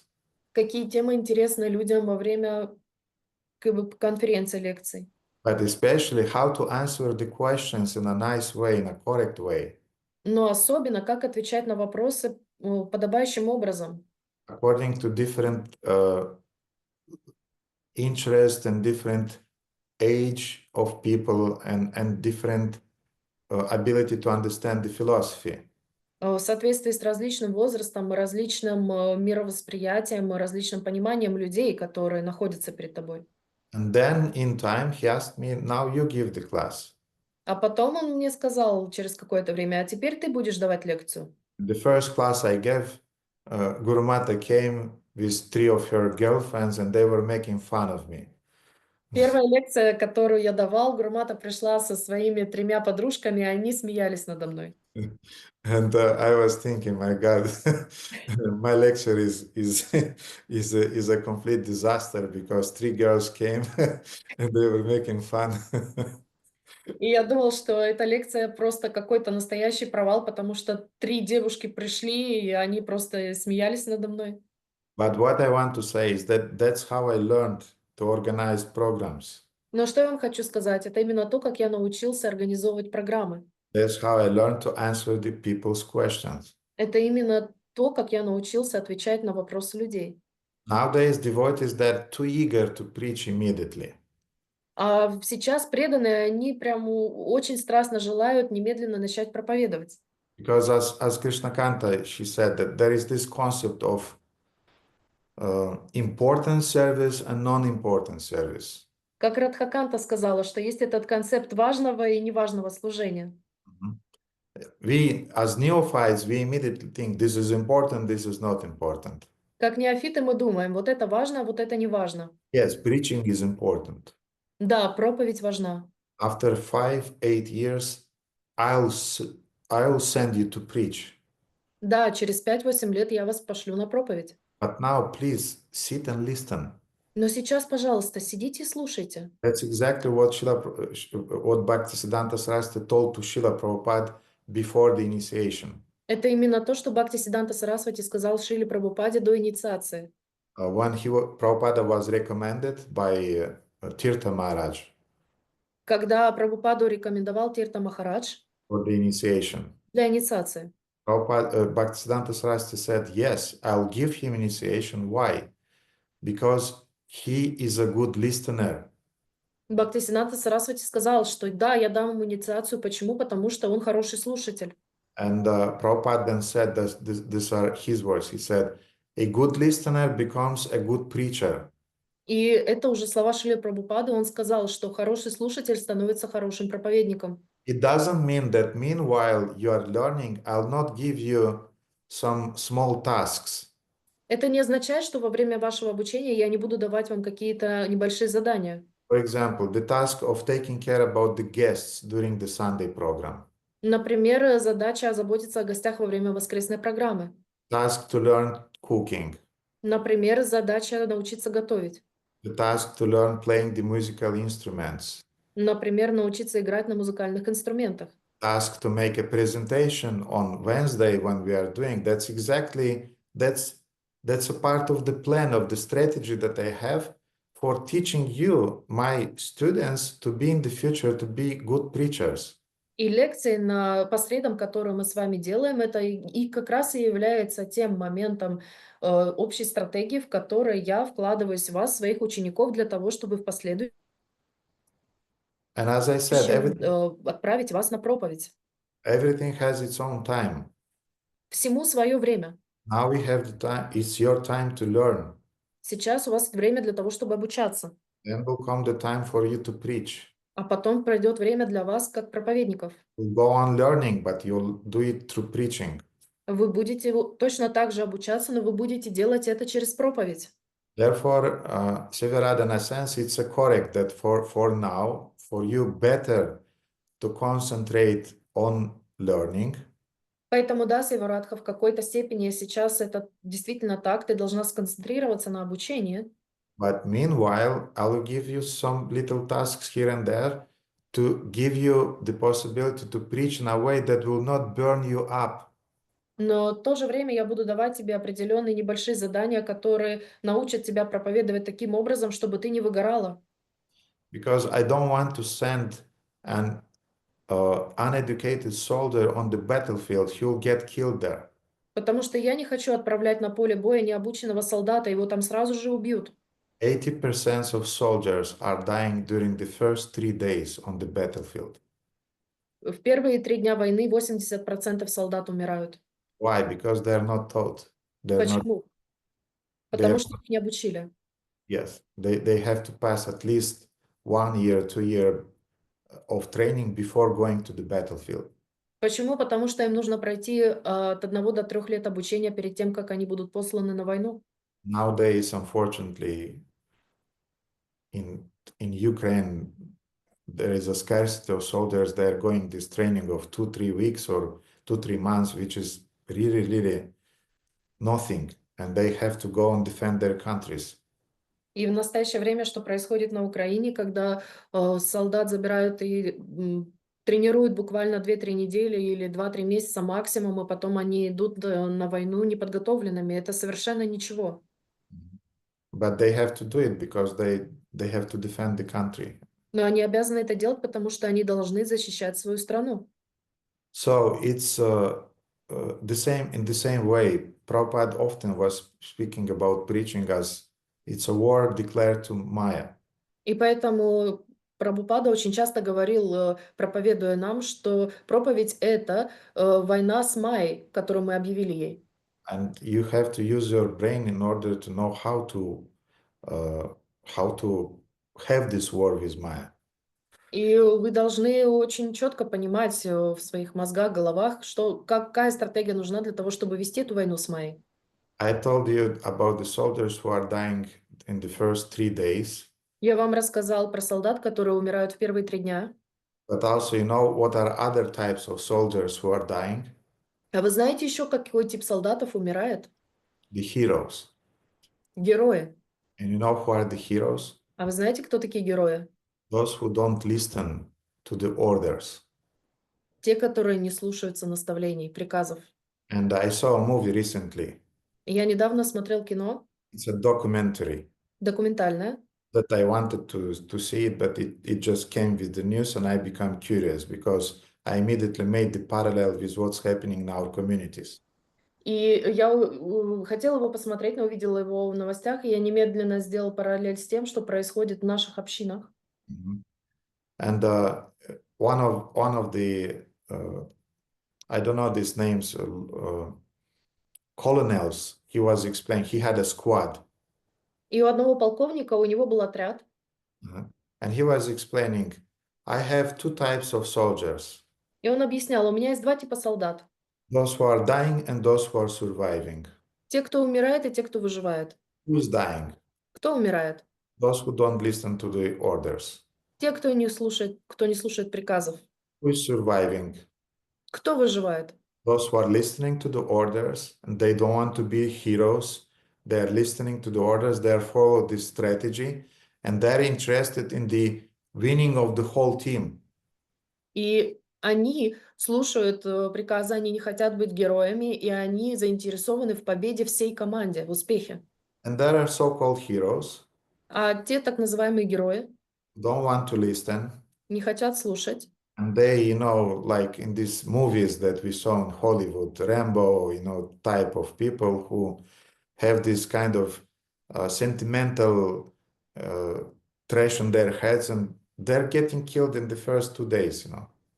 А есть у нас, кто такой тип героев? Это то, что мы видели в голливудских фильмах, типа Рэмбо. Эти люди, которые имеют какую-то сентиментальную чушь в своих головах, хотят как-то себя показать, и вот они как раз и умирают.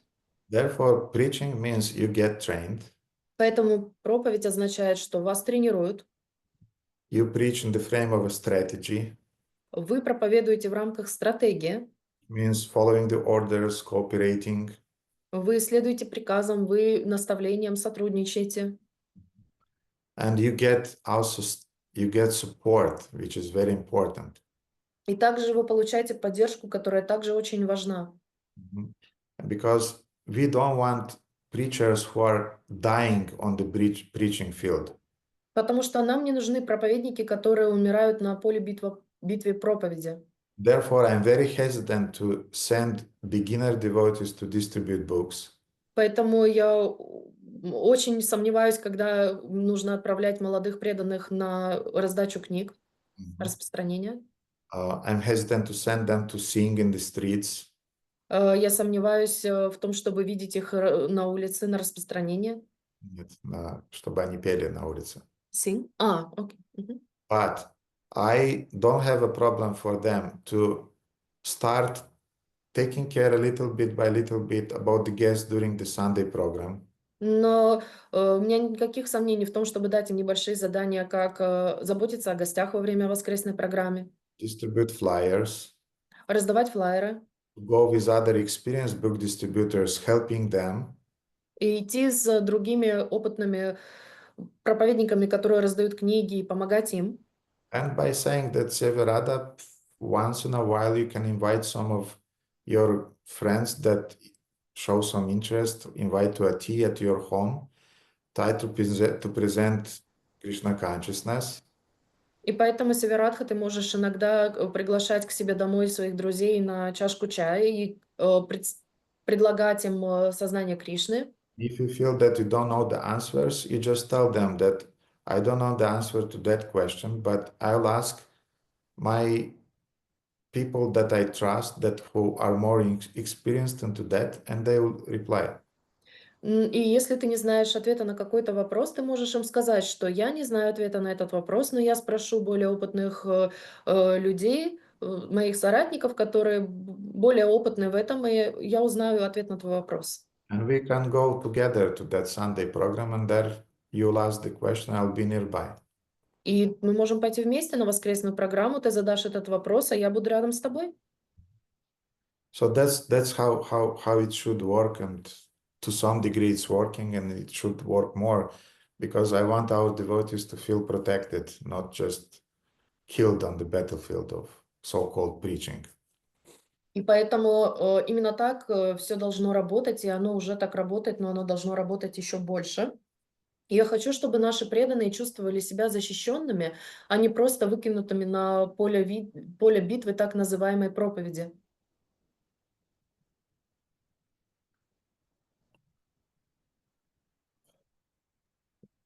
Technical. Thank you very much. I understand better now. Thank you, Gurudev. Thank you, Severat. Okay, we have Megambari Mataji, please. And then Nila Madhava, then Andrei, then Aruna Govinda. Hare Krishna, Gurudev, please accept my humble obeisances. All glories to Srila Prabhupada, all glories to Param Gurudev, all glories to you, all glories to Guru Mata.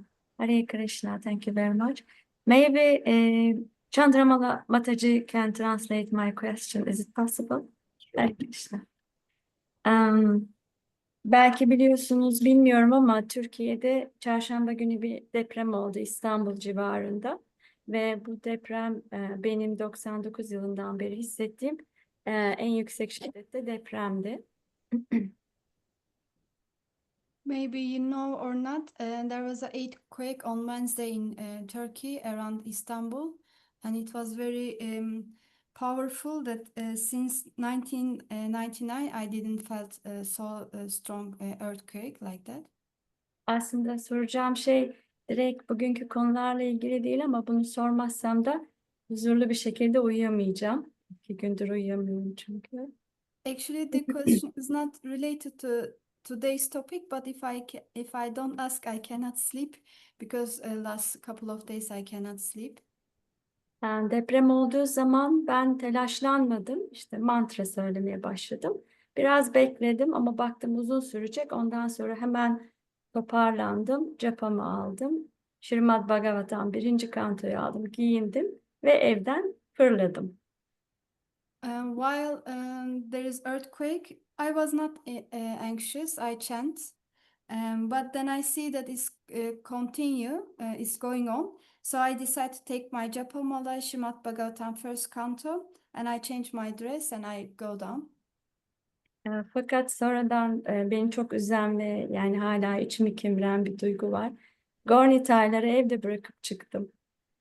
But then I realized that I left Goranitai at home, so I felt so sad about that because I couldn't take them. Tekrar aynı durumla karşılaşırsam ne yapmam gerektiği konusunda bana ve kadınlara bu konuda söyleyeceğiniz şeyler var mı acaba? So if the same thing happens, what I have to do? Can you say what I have to do for me and for other devotees also in that type of situations?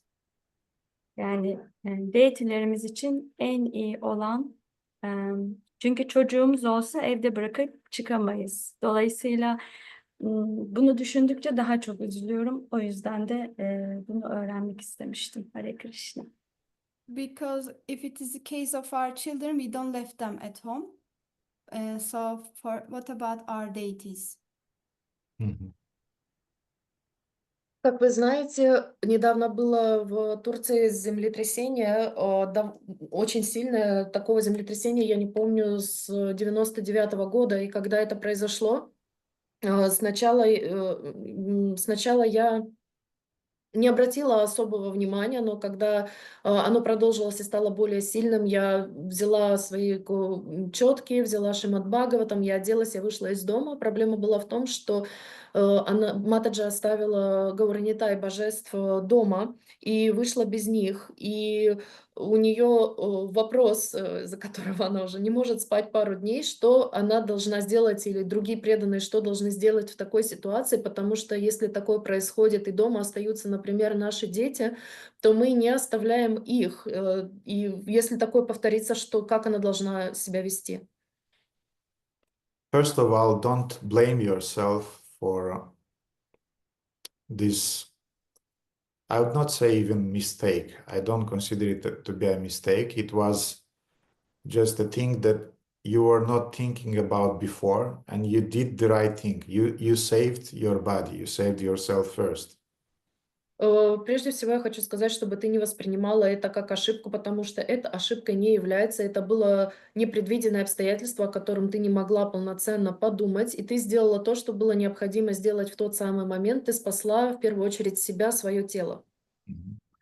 And we have to save our bodies, the bodies of devotees on which we advance spiritually. И мы должны сохранять себя, свое тело, тело преданного, в котором мы прогрессируем духовно.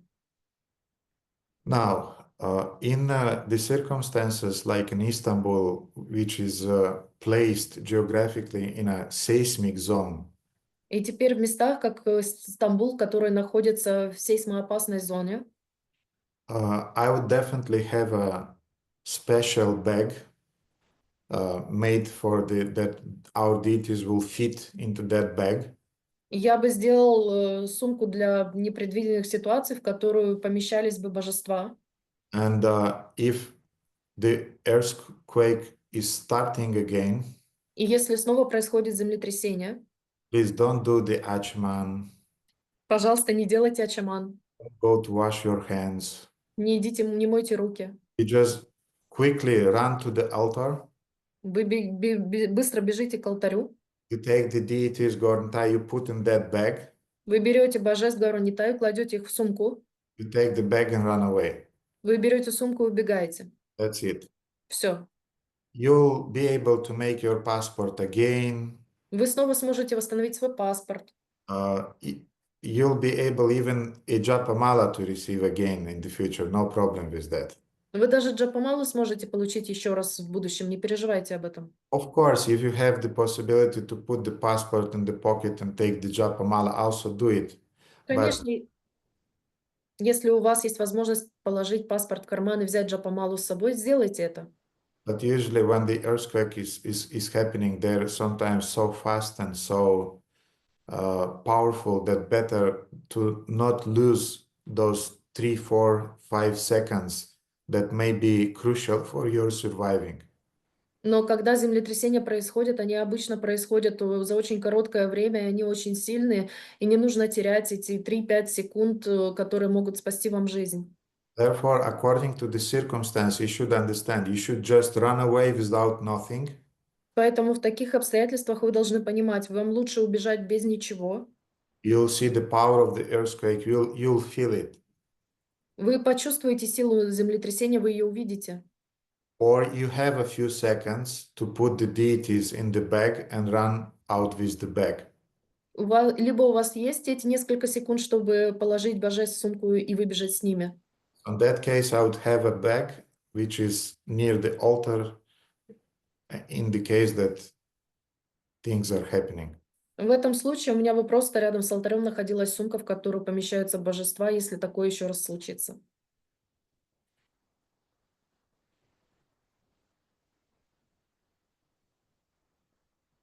Hare Krishna, thank you very much, Gurudev. Thank you, Mega very much. Okay, Nilamadeva. Харе Кришна, примите мои смиренные поклоны, дорогие вайшнавы, дорогой Гурудев. У меня к вам такой вопрос. Мне вот непонятно в этой лекции то, что в Махабхарате говорится, что Бhīṣmadeva перед смертью говорит Дроначаре: встретимся с тобой в раю. Непонятно почему, потому что Bhīṣmadeva является махаджаном, то есть это наставники на духовном пути, то есть они дают бхакти людям. И вот непонятно, почему он выбрал рай, или это его желание. И еще вопрос будет, но потом. Misunderstanding that I have had during this lecture is about Bhīṣmadeva, who is in Mahabharata, said, I will meet you in heaven. And as we know, he is Mahajan, the one who is given knowledge and pure bhakti. And I need to understand why he chose the heaven, or it's the form of speech, or why he chose it consciously. I perceive this kind of statements like the cultural, the consequence of the culture practice in this segment of time. Я воспринимаю этот момент как культурный в том сегменте историческом, в котором это происходило. So it was the culture to bid farewell to somebody with whom you'll not meet anymore, and just to say that, okay, I'll meet you in the heaven. Что это то, как вы прощаетесь с людьми, которые вам дороги. Вы говорите, прощаясь, вы говорите всего хорошего, увидимся с тобой в раю. definitely Bhīṣmadeva did not aspire just to go to Svargaloka, to heaven. И, само собой, Бhīṣmadeva не старался попасть на Сваргалоку, в райские планеты. Bhīṣmadeva was especially waiting for Krishna to come, that he will be able to leave his body in Krishna's presence. And we will read about that in the next verses. И Бhīṣmadeva на самом деле сознательно ждал появления Кришны для того, чтобы оставить свое тело в присутствии Кришны, и мы прочитаем с вами об этом в последующих стихах. Therefore, Śrīmad Bhagavatam is stressing that detail. И поэтому Шримад Бхагаватам подчеркивается эта идея. But Mahabharata, who is a mix of Karma Kanda, Jnana Kanda, Bhakti Kanda, Mahabharata sometimes is stressing this cultural aspect, that cultural aspect, that cultural aspect. Но Махабхарата, которая является смешением карма-канды, гьяна-канды, бхакта-канды, она не имеет этой детализации. Yes, but Bhagavatam is specifically speaking about the consciousness of Bhīṣmadeva and his intentions. Но Шримад Бхагаватам описывается очень детально умонастроение Бhīṣmadeva, его сознание. And that's the difference between Śrīmad Bhagavatam and Mahabharata. И вот это и разница между Шримад Бхагаватам и Махабхаратой. Śrīmad Bhagavatam is for the Paramahamsas. Шримад Бхагаватам, он для Парамахамс. Mahabharata is for people in general. А Махабхарата, она для всех людей в целом. Because if Mahabharata will describe that, okay, we'll meet you in Vaikuntha, people will get scared. Потому что если в Махабхарате будет написано «встретимся на Вайкунтхе», люди испугаются. Because they are not prepared for Vaikuntha, they strive for the heaven. Потому что они не готовы к Вайкунтхе, они стремятся на небеса. Therefore, Mahabharata is presenting things in a soft way. И поэтому Махабхарата представляет вещи в более мягким образом. And another thing is about etymological word, the exact word that is used. Еще один момент с тематологической точки зрения для этого слова, которое используется. Because we don't know exactly in Sanskrit what Bhishma said. Потому что мы не знаем, что на санскрите конкретно сказал Бхишма. He could say that we'll meet in Parampadam. Он мог сказать, что мы встретимся в Парампадам. Which means in the highest abode. Что означает высшее прибежище. For example, the translator Ganguly, it's a real person who translated Mahabharata. He'll say the highest abode means heaven. Например, переводчик Гангули — это действительно реальный человек, который перевел Махабхарату. Он переводил это слово как высшее прибежище. But it may mean highest abode or highest shelter in heaven, or it may mean in the Vaikuntha, in the spiritual world. And then each translator is choosing his own translation. И это слово может означать последнее прибежище, высшее прибежище как на райских планетах, так и на Вайкунтхе. Поэтому каждый переводчик выбирает свое слово, выбирает свои слова для того, чтобы выразить это.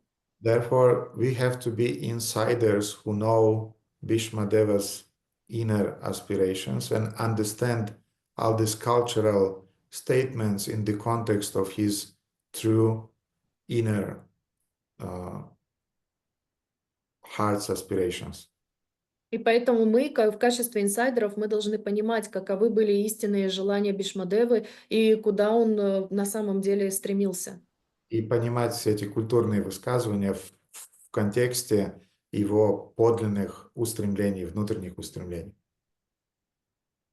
So in other words, we have to, when reading Mahabharata, you'll have to select culture you put aside and spirituality aside, because they are mixed there in Mahabharata. Другими словами, когда вы читаете Махабхарату, вы отделяете культуральные оценки и духовные аспекты. Вы читаете их отдельно. Понятно. Спасибо вам большое. Можно еще второй вопрос я задам? Да, пожалуйста. Второй вопрос такой. Мы знаем, что у Кришны 6 состояний, одно из них отречение. В чем состоит отреченность Кришны? чему он привязан, к чему он отречен. Mhm. Не знаю, поняла я. So Krishna has 6 opulences. One of those is Hatrakini, that he's Не хатракиня, отречение. отречение. Отречение или привязанность. Да. Renouncement, which means renunciation. Так вам надо перевести, Кришна. So renouncement or detachment. Yes, and her question was, what is it detachment? What Krishna renounce of? How he is manifesting this renunciation? Krishna is not attached to the fruits of his activities, Кришна не привязывается к результатам своих действий. and Krishna is not attached to control things. И Кришна не привязан к тому, чтобы контролировать вещи. He is leaving space for the living entities to manifest their free will. Он оставляет место, пространство для живых существ, чтобы они проявляли свою силу воли. So we can be detached from things, Итак, мы можем быть отрешены от каких-то вещей. and this is the first basic level of detachment, renunciation. И это будет самый базовый уровень отречения. We are not attached to material things, material possessions. Мы не привязаны к материальным вещам, тем, что мы обладаем. Krishna doesn't have to be attached to anything because he created everything. So what to be attached? Кришна ни к чему не привязан, потому что он все создал. К чему быть привязанным? But there is a subtle attachment that is difficult to renounce. Но есть тонкая привязанность, которую сложно превзойти. It's the attachment to control things. Это привязанность к контролю вещей. And the highest attachment to control things is to control the will of others. И самое высокое проявление привязанности к контролю вещей – это контролировать волю других. And the fact that we are with you here in the material world is the expression of the fact that Krishna is not attached to control our free will. И тот факт, что мы с вами находимся здесь в материальном мире, показывает то, что Кришна не привязан к тому, чтобы контролировать нашу свободу выбора. He is renounced. You want to be in the material world? Okay, go to the material world. Он отреченный. Ты хочешь побывать в материальном мире? Пожалуйста, иди в материальный мир. You want to be with me? Please come with me. Ты хочешь быть со мной? Приходи ко мне. If you have a loving relationship with me, I'll have a loving relationship with you, and then I'll have some attachment to you. А если у тебя возникнут любовные взаимоотношения со мной, тогда тогда они у нас будут, и я к тебе привяжусь. But otherwise, he's Aishwarya Samagrasa Virasya Yasha Shashriya Gyanam Vairagya Shanam Bhagamitin Gana. These are these 6 opulences with Aishwarya Samagrasa Virasya. Anyway, it's renouncement is amongst them, yeah, detachment. Но в любом случае в этом стихе указано действительно 6 достояний Господа, и да, отреченность является одной из них. Vairagya. And the highest expression of Vairagya is not to be attached to control the free will of other living entities. И высшее проявление вайраги или отреченности – это отреченность от контроля над волей других живых существ. To be detached from material possessions is not a problem. Быть отреченным от материальных обладаний – это несложно. But to be detached from controlling others, that requires renouncement. А вот чтобы быть отреченным от того, чтобы контролировать волю других, вот это настоящая отреченность должна быть. Мадава, что-то еще по этому поводу? А к чему он привязан? К чему он привязан? Он привязан to whom he is attached. He is attached to his devotees. К чему он привязан? К своим преданным. But this attachment is a consequence of his reciprocation. It's not a consequence that he is lacking something. Но это результат его взаимодействия, его отдачи, а не тому, что он к кому-то конкретно привязан. Нет, это не результат того, что ему чего-то не хватает. Ему хватает все. He has everything. But he becomes attached to devotees as a reciprocation to their love.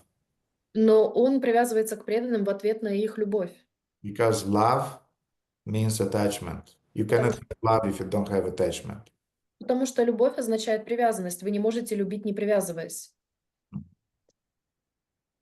I don't think a wife will buy into a husband who is sitting, doing nothing, and he's never asking her, how are you doing, never writing her when she's traveling somewhere. Sorry, I love you so much that I don't care what you are doing. It doesn't work like that.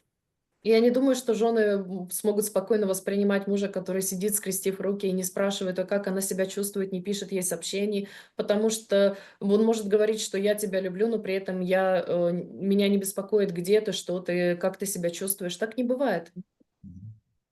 Love, we have the word prema, У нас есть слово према, but we have another word which is often used, но which is called rati or raga.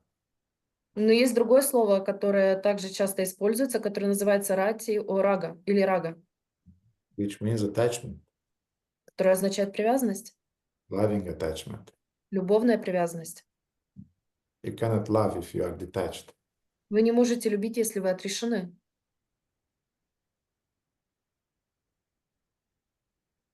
But again, he is loving not because he needs to, but Но опять же, он любит не потому, что ему это нужно. he loves because this is the nature of love. Он любит, потому что такова природа любви.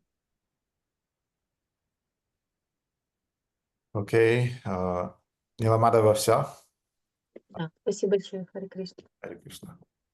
I don't remember who was Andrei or Aruna. Андрей. Andrei. Then Мгм. Andrei. Примите поклоны, дорогой Гурудев, дорогие преданные, Харе Кришна. Вопрос по сегодняшнему тексту, вернее, по комментарию Шрилы Прабхупады о 12 махаджанах. Прошу прощения за свое невежество и за неправильное, видимо, умонастроение.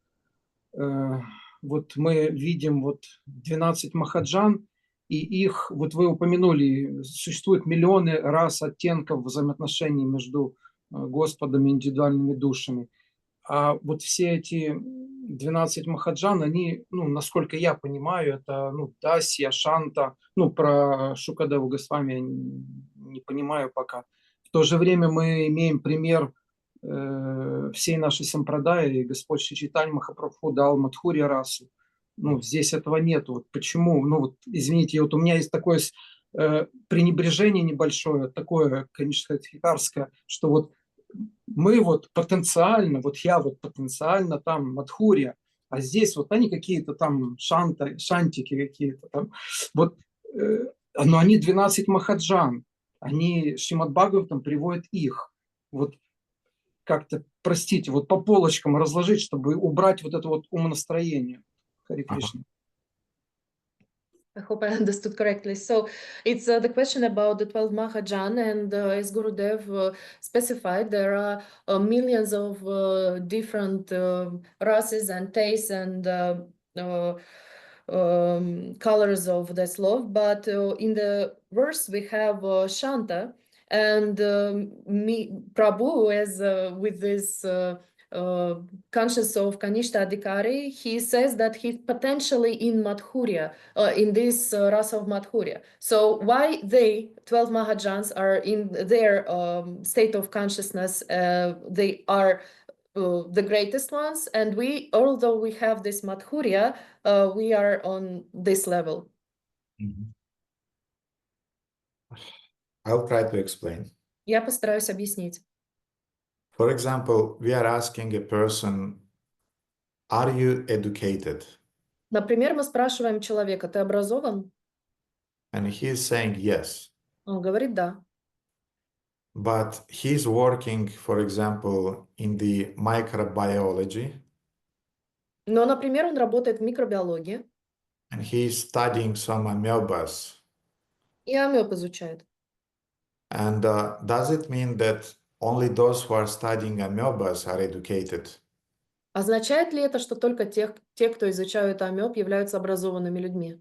No, amebas is already some specific sphere of the consequence of the fact that you received the basic education in school, high school, and then university. Нет, но эти амебы являются последствием того, что вы обучались в школе, в университете, и вот тогда вы получили эту специализацию. So in the same way, we have 12 Mahajans who are giving the basic Bhagavad Dharma education in the universe. Поэтому у нас есть 12 махаджан, которые дают изначальное Бхагавадхарма образование для нас всех. That basic education in Dharma is called Bhagavad Dharma. Prabhupada is describing in today's purport that. Это называется Бхагавадхарма, и которую описывает Шрила Прабхупада в сегодняшнем комментарии. No, it's not in the purport, it's in the verses that we read. Это не в комментарии, это в стихе, который мы прочитали. Let me find them. Yes, it's 6:3:20:21. Это 6, 3, 20, 21. So first we have those 12 names, Сначала у нас есть эти 12 имен, and then Yamaraja is saying а потом Ямараджа говорит, that, my dear servants, this transcendental religious principle, which is known as Bhagavata Dharma, or surrender unto the Supreme Lord and love for Him, is uncontaminated by the material modes of nature. «О слуги мои, этот священный закон Бхагаватадхарма побуждает предаться Всевышнему и любить его. Этот закон не подвластен скверне гун природы». It is very confidential and difficult for ordinary human beings to understand. Он сокровенен, и его нелегко понять обычным людям, но тот, кому посчастливится проникнуть в его смысл, But if by chance one fortunately understands it, he is immediately liberated, and thus he returns home back to Godhead. тотчас обретает освобождение и затем возвращается домой к Богу. So, to return back home back to Godhead, you have to understand the basic principle of Bhagavad Dharma. Для того, чтобы вернуться обратно домой к Богу, ты должен понять базовый принцип Бхагавадхармы. And now, for example, I will say, Andrei, tomorrow I'm going to Ukraine. И, например, я говорю, Андрей, завтра я отправляюсь на Украину. You will ask me, where exactly to Ukraine you are going? И ты меня спросишь, куда именно в Украину вы отправляетесь? Because in Ukraine we have Odessa, we have Kiev, Потому что там есть Одесса, Киев we have a lot of cities. и множество других городов. In the same way, to go back home to Godhead, to go to Ukraine, И точно так же, чтобы обратно пойти домой к Богу, чтобы поехать в Украину, you need a visa for Ukraine. вам нужна виза в Украину.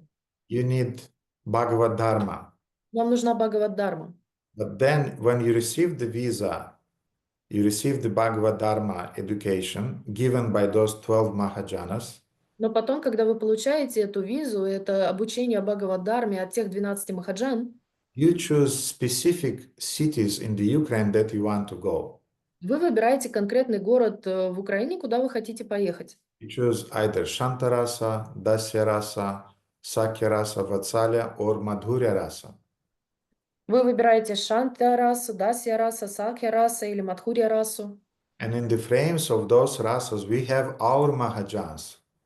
И в рамках этих рас у нас есть махаджаны. Rupa Goswami, Lord Chaitanya Mahaprabhu. Рупа Госвами, Господь Чайтанья Махапрабху, We have Krishnadas Kaviraj Goswami, Vrindavan Das Thakur. Кришна Дас Кавирадж Госвами, Вриндаван Дас Такур. And so Raghunath Das Goswami, which is one of the biggest acharyas in our Sampradaya, describing all of those rasas, Madhurya Rasa. Рагунат Дас Госвами, величайший ачарья в нашей сампрадай, который описывает эту расу. So therefore, these 12 Mahajans are giving you the basic education. They are giving you the visa. Поэтому эти 12 махаджан дают вам базовое образование, дают вам эту визу. And then with that basic education, you go in your direction. А потом с этим базовым образованием вы идете в своем направлении. Microbiology, quantum physics, engineering, and so on. Микробиология, квантовая физика, инженерия и так далее. Therefore, Bhagavatam is glorifying them because their they build that fundament of further spiritual advancement. Поэтому Бхагаватам их восхваляет, потому что они построили этот фундамент для дальнейшего образования. And the fundament should be really solid if you want to build something on it. А фундамент должен быть по-настоящему крепким, если вы хотите что-то на нем построить. And therefore, all 12 of them, they are fighting from the beginning of the universe to keep Dharma undiluted, to keep things very clearly. Krishna is the Supreme Personality of Godhead. Поэтому эти 12 личностей, они борются с самого начала времен за то, чтобы дхарма оставалась беспримесной. Кришна является верховной личностью Бога. Точка. Спасибо большое, Гурудев, за такой ясный ответ. Харе Кришна. Hare Krishna. Okay, Aruna Govinda Prabhu.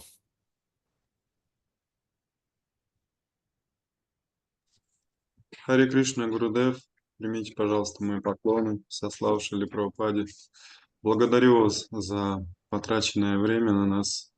И вы отвечали уже многократно на подобные вопросы, но у меня еще так или иначе уже есть вопрос. Сейчас дочь тут включает киртан. Был ли шанс у Дритараштхры поступить как-то по-другому? Или вот он говорит, что да, его Нетрина — это божественное провидение. Мы в жизни тоже допускаем ошибки. Это Дайва Нетрина или это у нас есть шанс сделать как-то по-другому? Did Dhritarashtra had any chance to act in a different way, or it was actually Devanetrina and it was a plan and he couldn't do things otherwise? There is a little funny story that is coming to my mind. И забавная история, которая приходит мне на ум. When one of Prabhupada's disciples once, he made a mistake. Когда один из преданных Прабхупады однажды совершил ошибку. I don't remember the details. Не помню деталей. But he did something that really annoyed Srila Prabhupada.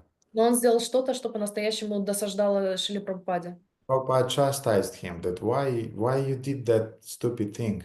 И Прабхупада его отругал. Почему ты совершил эту глупую ошибку? And the devotee came with an argument. И преданный выступил с аргументацией. Srila Prabhupada, it was Krishna's will finally. Шрила Прабхупада, на то была воля Кришна в конце-то концов. Prabhupada then got angry.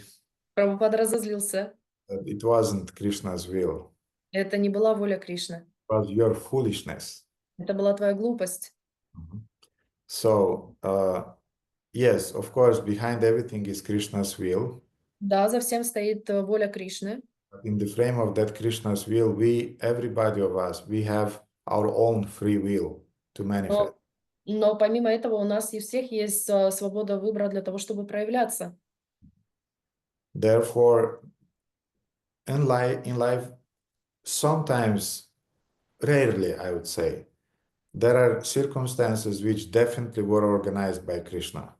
И иногда в нашей жизни, довольно редко мы это замечаем, но есть определенные вещи, которые ясно видно, что их организовал Кришна. And there are things that it's in the frame of our responsibility. А есть вещи, которые находятся в рамках нашей ответственности. It's in the zone of our free choice. Они находятся в зоне нашего свободы выбора. And we have to accept that responsibility and feel the consequences for them. И мы должны принять эту ответственность и почувствовать последствия на себе. And not justify our mistakes as Daivanetrina. И не оправдывать свои ошибки Дайванетраной. Therefore, the question is quite general, and I gave a general answer. Поэтому вопрос довольно обширный, поэтому я дал обширный ответ. General означает общий. Общий, да. But, for example, if you give me a concrete situation in life, which we are not going to do it now. Но если ты мне дашь конкретную ситуацию в жизни, и мы сейчас этим не будем заниматься. But theoretically, you give me a concrete situation in life, you describe me all the details, and I try to understand all the details. Then I'll understand this was your mistake, or this was definitely some divine interference in the circumstance. И я, узнавая все детали и подробности этой ситуации жизненной, которую ты мне опишешь, я смогу понять, была ли это твоя ответственность или это был действительно божественный план. But I would say now to keep things simple. Но сейчас я объясняю так, чтобы все понималось просто. Till the level of Bhava Bhakti, До уровня Бхава Бхакти Krishna practically doesn't interfere in our life. Кришна в нашу жизнь не вмешивается. I mean, he doesn't interfere in our free will. Я имею в виду, что он не вмешивается в нашу свободу воли. So we are responsible. Мы ответственны. On the level of Bhava Bhakti, На уровне Бхава Бхакти further, и далее our thinking, our feeling may be inspired by the Svarupa Shakti, by the internal energy of the Lord. наши мысли, наши желания могут быть вдохновлены Сварупа Шакти, внутренней энергией Господа. Till that time, let's remain humble. А до тех пор давайте оставаться смиренными. Let's be careful. Давайте будем осторожными. Let's be responsible. Будем ответственными. In the case we made mistakes, take the consequences. И в случае, если мы совершаем ошибки, мы принимаем на себя ответственность. And we learn from those mistakes, no problem. И мы учимся на этих ошибках без проблем. And we move on in life, being more experienced and having a deeper understanding of how things works. И мы просто продолжаем жить эту жизнь, осознавая более глубоко, как происходят все эти вещи, как это все работает.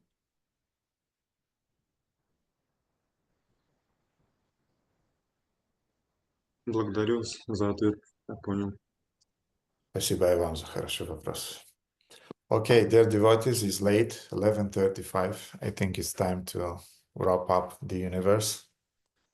Итак, дорогие преданные, сейчас уже довольно поздно, 11:35. Я думаю, что пришло время свернуть Вселенную. And I'll show you to the deities. Я покажу вас божествам. And we'll finish the program. И мы закончим программу.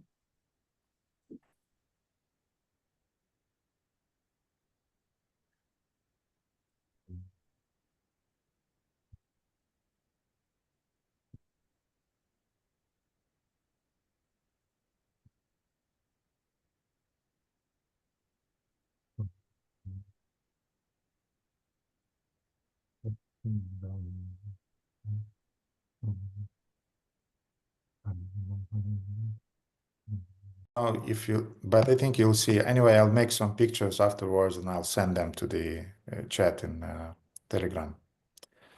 Я покажу вам Мурти, не знаю, увидите ли вы, но я потом в Telegram пришлю изображение, фотографии. Yeah. You see it? Видите его? Да. Okay, so that's Prabhupada's Murti. Итак, это Мурти Шилы Прабхупады. That's Lakshmi Narasimhadev. Yeah. Лакшми Нарисимхадев. That's other Shilas.